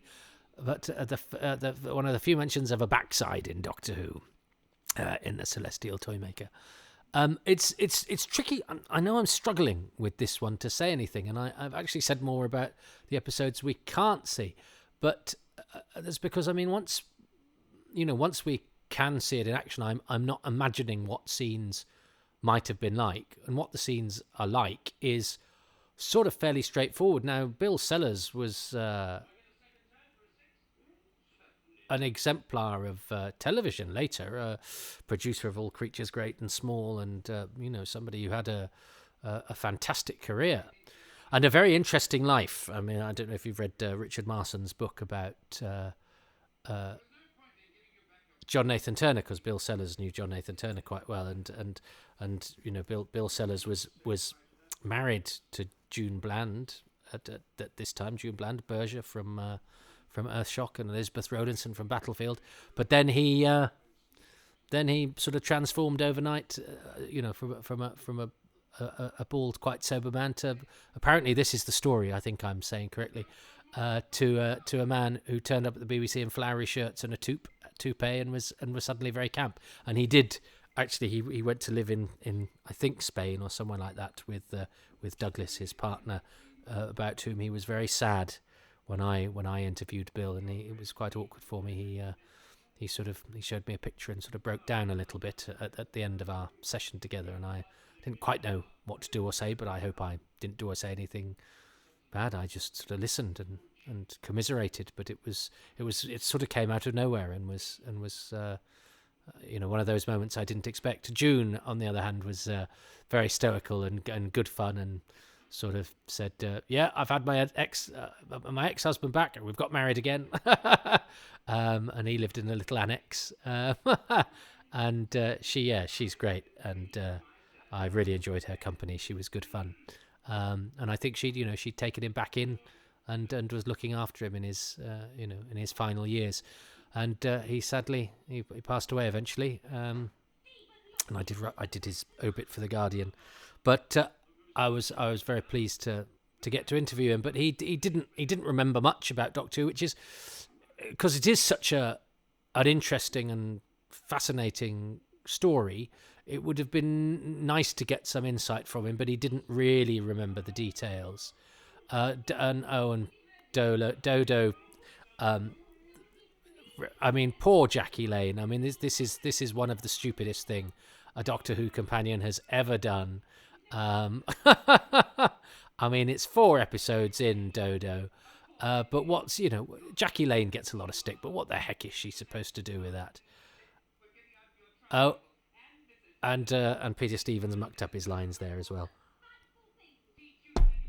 But I remember when I watched this episode. Oh, he's so brilliant. I love the way he does all his Rafamis and Yarus and all of that. But of course, he's forgotten that he's sabotaged his own game, and that's pretty grim. I like the smouldering corpse of Cyril the Dull. But there, I think, goes the best thing about the episode, which is Peter Stevens, who gives a magnificent performance as a sort of malignant Billy Bunter. And I think Peter Purvis's slippy slidey acting on that is very, very good. I don't know if he's helped that there is a bit of something there, but he does that well. He sells the illusion very well. But yes, I remember. Yeah, we even have to play the game to the end now. Thank God they actually just roll the dice correctly. Could you imagine if suddenly it's like if Jerry Davis ring the episode's overrunning by she does good slippy slidey acting there as well. They both do it very well, but again she's being as thick as 2 short planks. But yeah, and as Jerry Davis said, the episode's actually underrunning by 3 minutes, and so just have Dodo going, "Oh, I've thrown a 3, go back 2," and it's just has them keep rolling the dice for 3 or 4 minutes. I think everyone would have killed themselves. I've had a couple of interesting notes on the Patreon page about this. The last episode, Celestial Toymaker 3, was the last episode to get 9 million viewers until Ambassadors of Death episode 4, James Curray Smith tells me, which is fascinating. And Jim and Alan Barnes did some, Alan Barnes particularly, I believe, did some looking into the provenance of Sergeant Rugg and Mrs. Wiggs, and Jerry Davis had said they were characters from Panto or something, but they found no trace of them, so their conclusion, and they are scholastic gentlemen, that those characters did not actually exist anywhere, and Jerry Davis just made them up. And David Gillespie Pratt has gone onto YouTube and added the "Are You Being Served" theme to the Trilogic game, and it fits like a glove. I hope now he finds shots of everybody looking to camera and waving and does a "You Have Been Watching" to the music, closing music of "Are You Being Served." There's another challenge for you. David's YouTube channel is super for that sort of silliness and ephemera. So Hartnell is back from his holiday, but they kept him doing the invisible hand shandy stuff for quite a while. So Albert Ward still gives his Hartnell hand. I love the the pre-Teletubby robot Teletubby, Telly and its Tubby dinky robot toy thing. That's a lovely piece of design, and I really love this aspect of the Celestial Toymaker. It has its own unique sort of distortion of toy box stuff, and its own very inventive ways of communicating with the Toymaker, whether he's sort of superimposed in, like when he blocked Stephen from finishing the game early, or here he is on the via cybernetic Tinky Winky.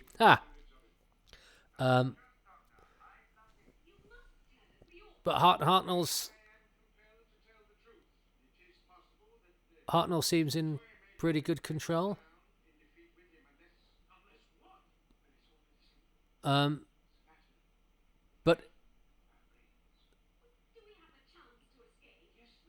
But why am I struggling for something to say about this? I mean, listeners, maybe please. But I was going to say it's not very dramatic, but it is. We know they can't leave.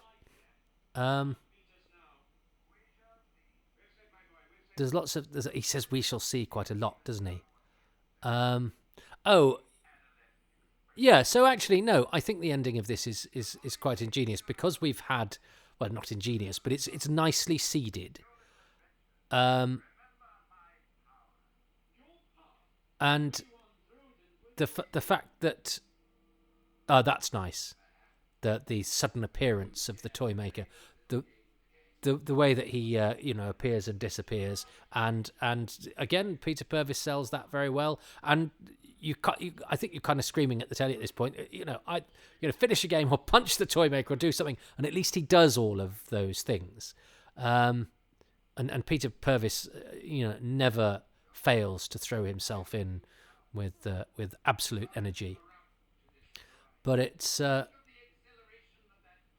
he's very good, Michael Gough. He's really working very hard. But there's not an awful lot for him to do. We shall see, old man. We shall see. So yeah, so he's being very, very patient, and essentially the TARDIS can't leave. That's a nice shot, actually. Great seeing Hartnell coming out of the TARDIS and being so imperious. That's rather lovely. I like the framing of that shot. But I suppose yes, it is quite fun. Oh, I like the way that Michael Gough does that with his hand as well. That's a lovely sort of stagey piece of acting. And his face is brilliant. Yeah, make your last move. But it is quite fun that the Toymaker is such a charlatan that even if you defeat him, you will lose. So actually, yes, the whole fact that the games are played unfairly is consistent, despite what I've said, because his intention is that you never get to win anyway. So the rigmarole of going through the game is all about forcing you to go through the motions and to go through the pageantry, if you like, of doing it. Not because you stand a chance of winning, but that's part of his sadistic maneuverings. Is that he you're puppets on his string, and that's another aspect of his game playing. So the fact that he makes you go through the motions, yes, is part of his sadism, which I suppose kind of works, but it just does mean that it's quite frustrating dramatically up to those points, I think. But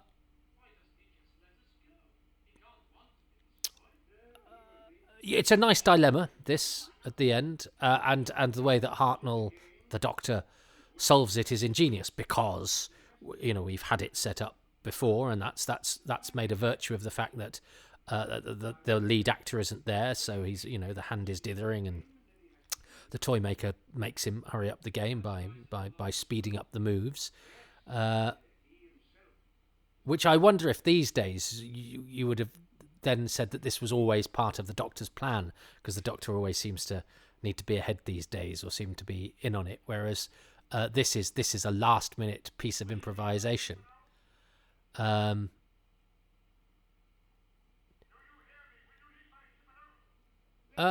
is that doesn't seem to be an error, because it starts with the camera on the Toymaker and he goes over to the ship, but Hartnell is saying, "Will you leave my ship alone?" before he touches it. But of course, I suppose the ship is kept there by psychic force. So yeah, okay, will you leave my ship alone? But then why does he go over and touch it? It seems it's. I know in this day and age, people are desperate to see goofs where there are none. So I don't think that is a goof as such. They know that Michael Gough's not standing by the TARDIS, but it does seem slightly odd and disjointed that he then walks up and goes and touches it. Oh, bless you. Stephen is brave, isn't he? Prepared to sacrifice himself. He's a very good companion, Stephen. I think one of the most underrated companions.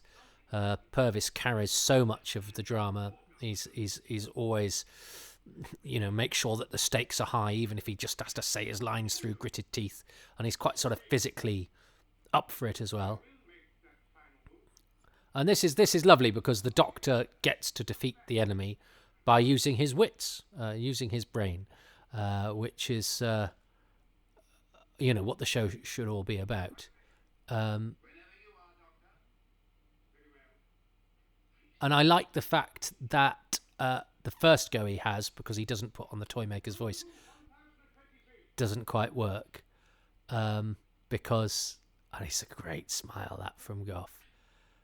But then he has to impersonate him, which actually people sometimes talk about, in Ambassadors of Death, when he can make the tape vanish and various other things the Doctor can do sometimes. Does anybody ever much talk about the fact that he's a master impressionist? Is that... Well, yeah, I quite like that explosion.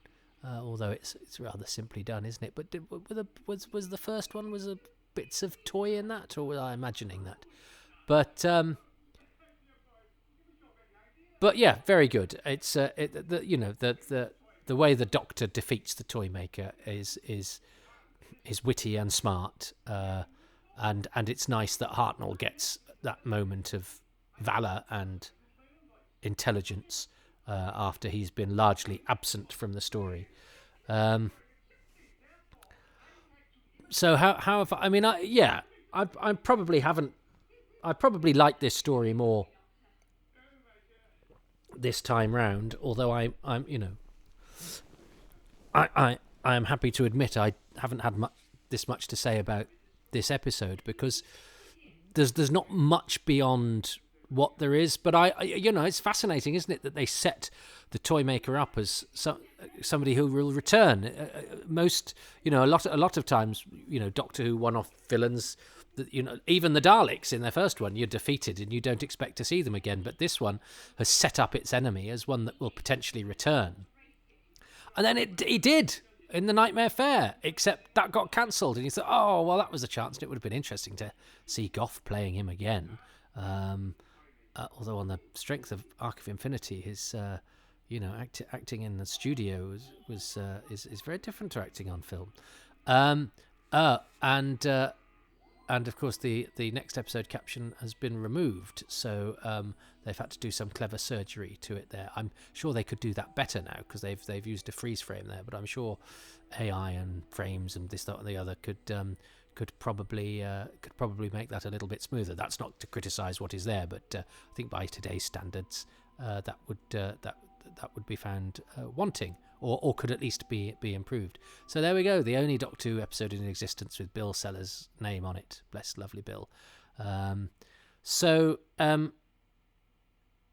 Was I talking about something then? I think I probably was. Oh yeah, and now as I record this in 3 weeks' time, well, 4 weeks' time, 4 weeks' time, really, I will see the Celestial Toymaker return. Finally, after that setup, that line that just went, we can never really defeat him, he'll be there forever, begging for his return, which was tried and then failed. And then it's all obviously happened on Big Finish and things like that. But the idea that this villain from a largely missing story from 1966 would finally come back, well, they did set up the possibility. I suspect they didn't anticipate it might happen 57 years later. But that's part of the great majesty of this show that we all love so. So I'm sorry I wasn't at my best there, but I don't think it's just because I'm tired, which I am. I think it's because I think I said, and I think I might have repeated myself a couple of times as well, because obviously I've done this. I've not done this in a straight through, as I do with some. So I think some of that stuff I said about Bill Sellers may have been repetitive from what I said before.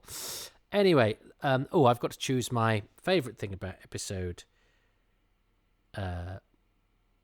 4, and my favourite thing about the whole thing.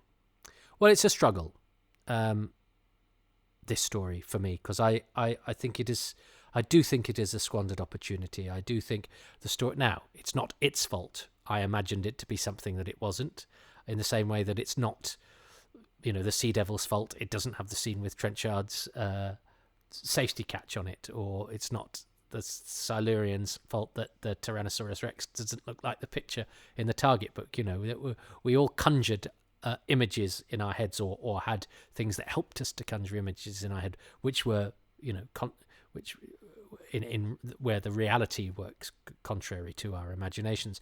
And I'd imagine the Celestial Toymaker to be this nightmarish vision of a child's nursery, and sometimes it is, I fear, a little too literal for its own good. Sometimes I fear it is a little too whimsical to be as menacing as it would like to be.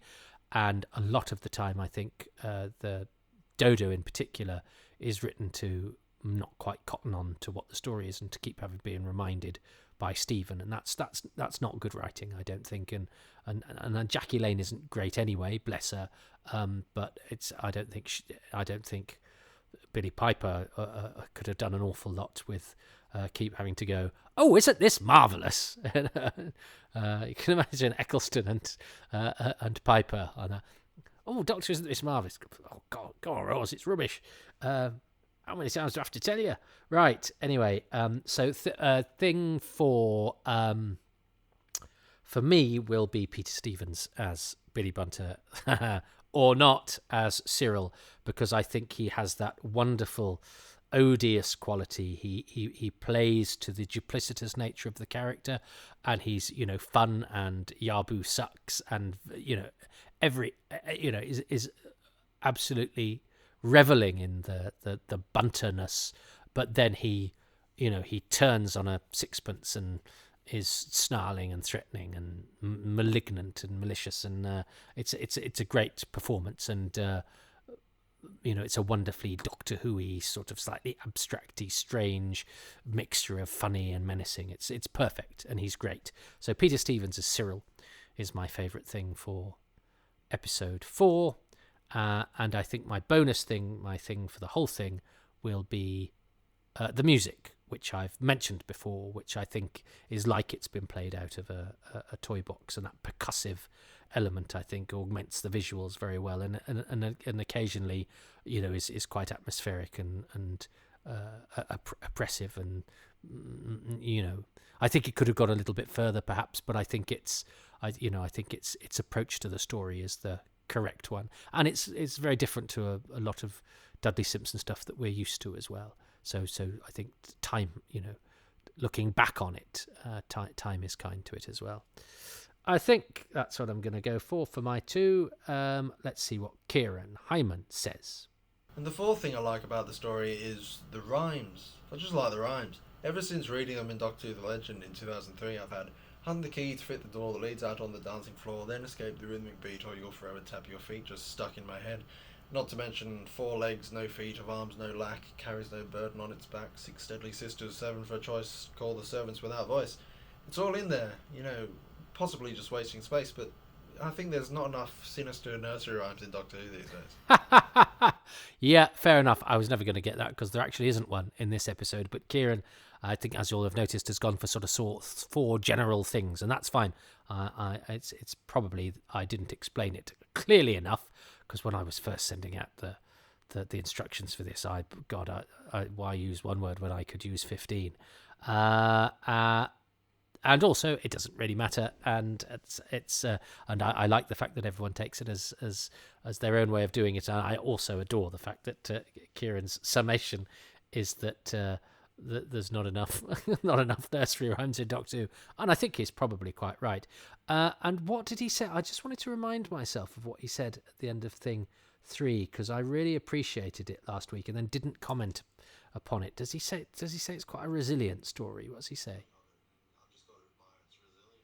Yeah, he admires the story's resilience. I think that's a really lovely way of looking at a Doctor Who story, even one that isn't successful, and it isn't to my eyes, and it is to his and other people's, and that's great. And as I say, I think I've preferred it this time round. I've gone into it with with a pure heart, and I think there is a lot to recommend it, but I think often more in terms of concept than execution.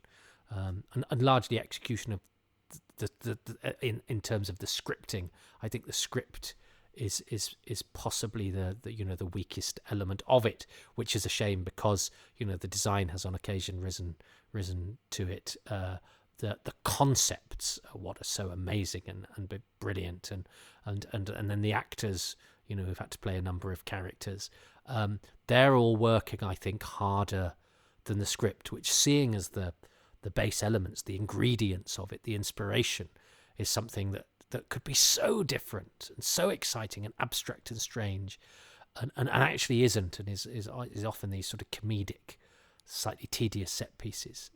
Is a shame. But we don't know, because they could have been executed brilliantly. But again, I don't think there's not an awful lot in Bill Sellers' visuals in episode 6 that lead me to think that they would the macabre would be being accentuated. But I could be wrong, because I do think the first 3 episodes also feel slightly different from the 4th, and it's not just that the 4th exists, it's because it has those those pairings of nemesis and the way that those games are played, and this does feel like a sort of coda rather than a continuation of the first 4. But I do like Kieran's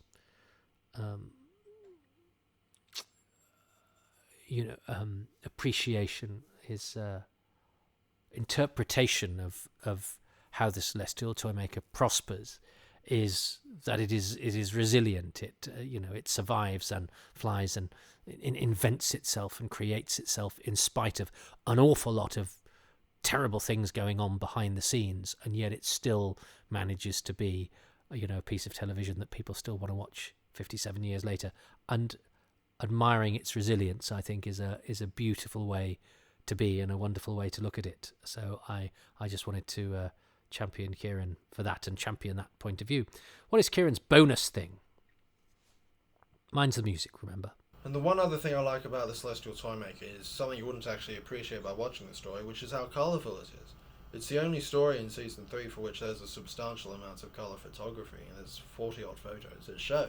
It's really one of the most colourful stories in 60s Doctor Who, you just wouldn't know it. And this goes again back to me reading Doctor Who The Legend as a kid, where it shows a couple of the colour photos. And I saw them, and that's what really inspired me to get into colorization, which is something I love doing now. So I really can't help but love it, I think.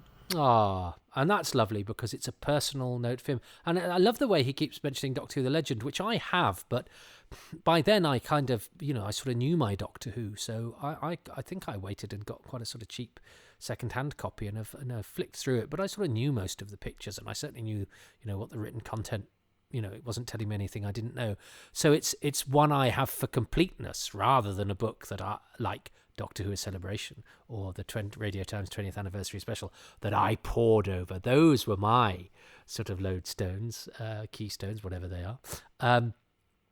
And it's lovely that obviously somebody much younger, that book to him, which was fairly disposable to me, and I'm glad I've got it, but I don't have any emotional attachment to it, is obviously something that he went through and flicked through and saw the pictures and went through, and it was his introduction into the real detail of Doctor Who and stuff. And I love that he has that for him, 20 years probably after I was doing what he then did, and it shows that Doctor Who keeps beguiling generations, and they get introduced to it through different publications or methods or inspirations, or and that will continue to be the case, and everyone will have their own particular story and their own particular piece of merchandise or literature or publication or whatever that gets them into being more than somebody that just watches it on the telly, but goes back and delves and imagines. And in this case, his imagination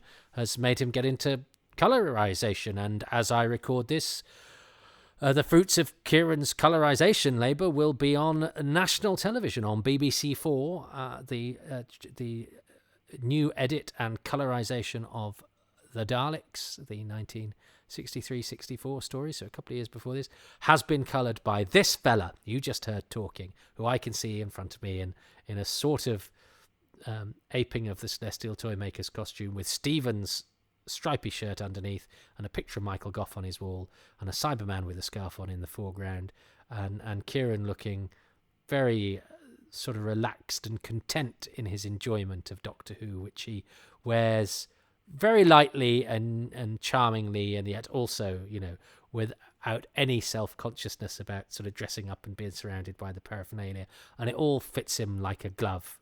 And I don't mean necessarily in terms of the tailoring. I mean in terms of the relaxed vibe that he has in his pure, undemonstrative enjoyment of Doctor Who, which, the demonstrative aspect comes in his, ability to turn that fascination he had with colour, which is a great choice, which of course I would have never thought of doing, and those photographs are beautiful, and there's some wonderful ones, which was another reason I was sort of surprised it was missing, because it seemed so alive, because we had colour photos, and he's turned that into actually something that has then fed back into the programme itself, and he's a proper part of broadcast Doctor Who, which is to his great credit and to Doctor Who's great credit. And I love that story. I love Kieran's story. And I love the fact that it's all sort of very timely. I started this by, apologising to non-patrons. I try not to, make the distinction during the actual broadcasts, because that's not, these are programmes about the episodes and the commentary. It's not really about when you get them, and it shouldn't be, But I suppose, I am currently in the thick of the 60th, and it seems remiss not to mention the fact that Kieran is a part of that. But I don't think I particularly chose the Celestial Toymaker to be done now, because the character is returning very soon. I've been sitting on this recording for a couple of years, because I got a flurry, when I first started doing these.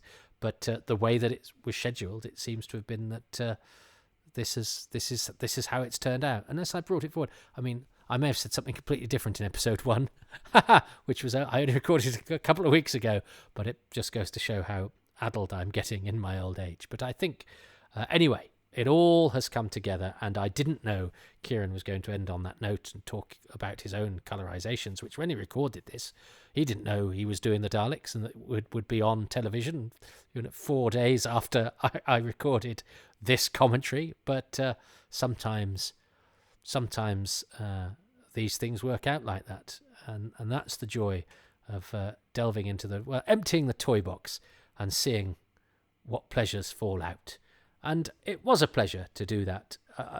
As I say, I was a bit lost for words during this episode. It was a tricky one to commentate through, but I think the Celestial Toymaker is a bold concept, and the sort of thing that Doctor Who should have perhaps attempted more. So I'm very grateful that it exists as an example of what ambitions the show could have in terms of the story it tried to tell.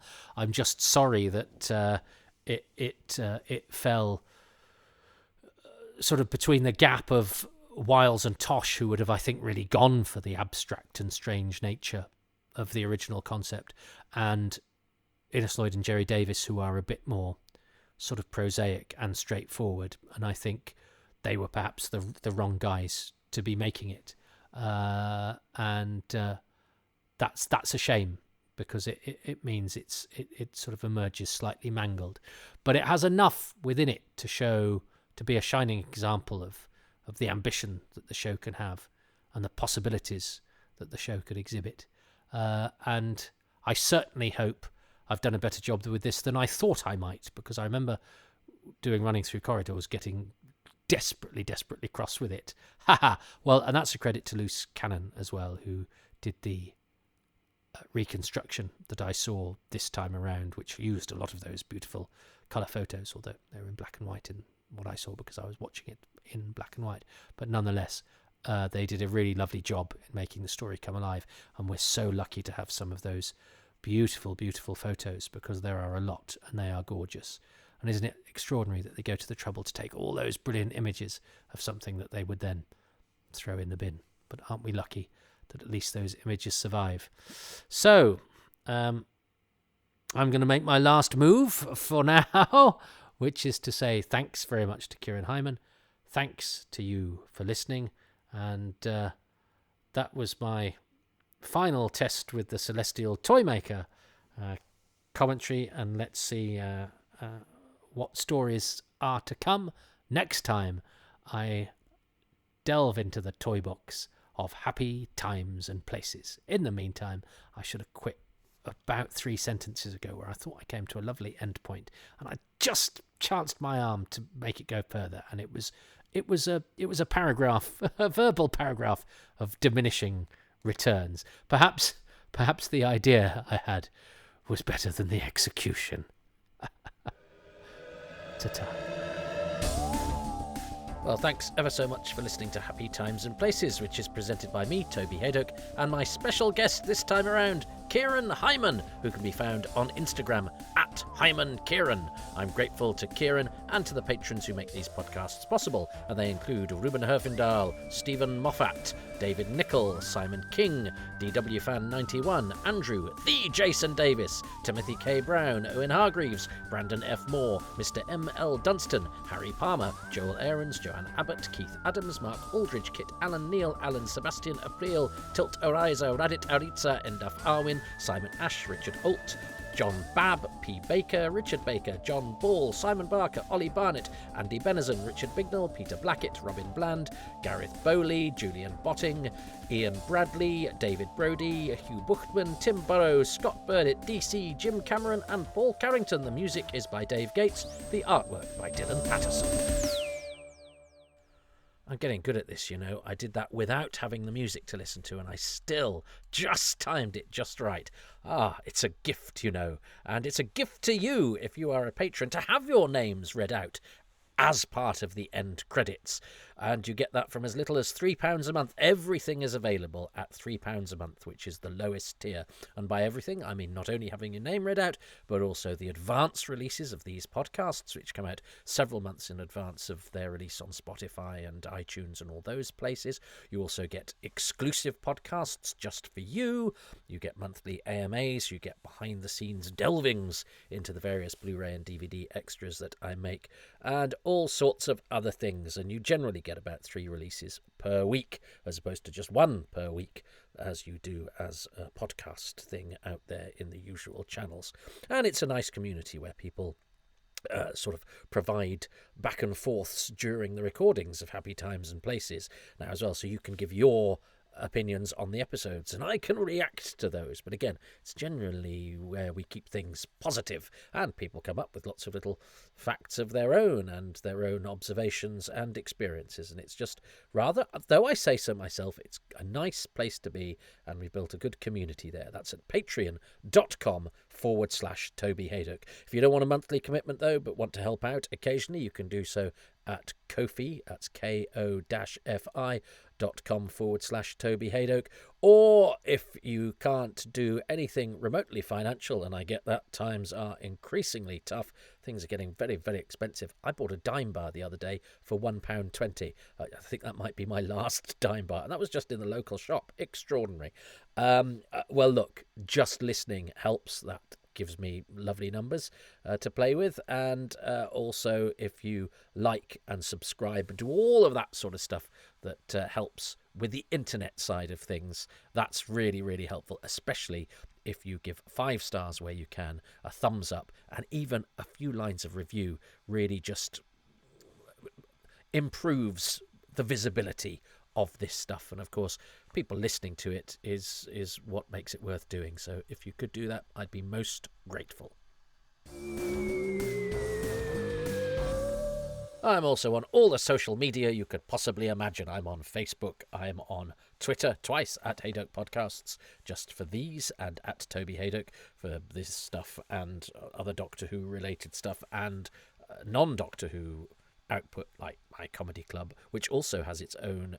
Oh, it's not on Twitter, though, because that's not as needy as me and is a bit more puritanical about where it hangs around in cyberspace. So Excess Malarkey is on Blue Sky, as am I. I'm all things to all men, this common body, like to a vagabond flag upon the stream. Anyway, I'm on Blue Sky as well, at Toby Hadoke. I am also on Instagram at toby.hadoke. My comedy club, Excess Malarkey, is there as well. And we both have Facebook pages too. So follow us both, because I like to think there's more to me than just Doctor Who. If it's just Doctor Who, though, don't follow the comedy club. But tell your friends about it if they fancy a laugh, because that is in Manchester every Tuesday and is well worth a visit. It's quite a Doctor Who-y place as well. It's got plaques on the wall remembering Doctor Who actors. Christopher Eccleston's been in. Russell T Davies has been in. Oh, yeah, the War Doctor, Jonathan Carley, is a regular haunter. So do pop in. It's the place to be. That's 53-2 in Manchester, where Excess Malarkey, my comedy night, is held.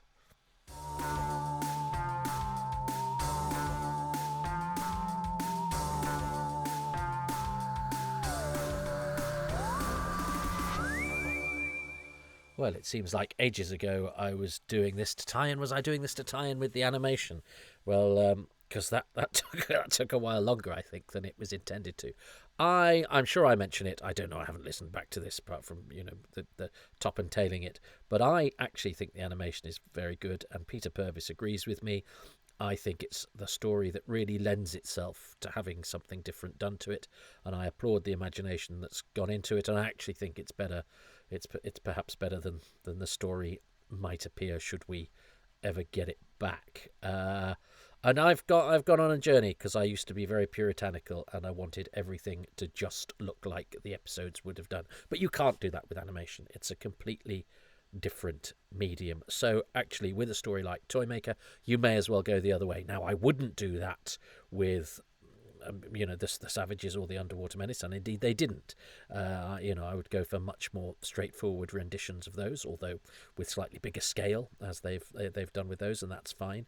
You may as well use. Seems odd to use a medium like animation and to deliberately sort of cut off your animated nose to spite your animated face, which is less animated than the human face, and not increase the scope of things just to try and recreate a bit of 4x2 that was erected in the corner of a studio. Now, I'm not sure I want them to go too crazy, but I think increasing the vistas is a worthwhile thing to do.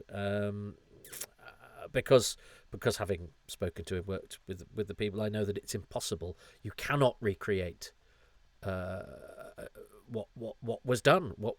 Using people, you can't. Animation cannot do that. Now, how far you go, I understand. And if you're plugging gaps, that's very different. But when the range isn't plugging gaps anymore, we're not just doing episodes 1 and 4 of The Invasion to plug the 2 missing episodes of an 8-part story. These have to stand on their own as animations in their own right. A lot of people don't get that either, going, well, why do they bother animating the episodes that we've got? Because they wouldn't be being animated if it wasn't an entire production that can be used elsewhere. And then plugging the gaps is a kind of byproduct of that. But there's never going to be an animation done now where they only animate the missing installments. That the model doesn't work for that anymore. But anyway, I probably said all of that. That just goes to show I don't listen back to these. I can't bear the sound of my own voice, he said, having just delivered a monologue. But there's a difference between liking the sound of your own voice and liking the sound of your own voice. Anyway, I'm going to now go. I'm going to now go from move 949 and go away.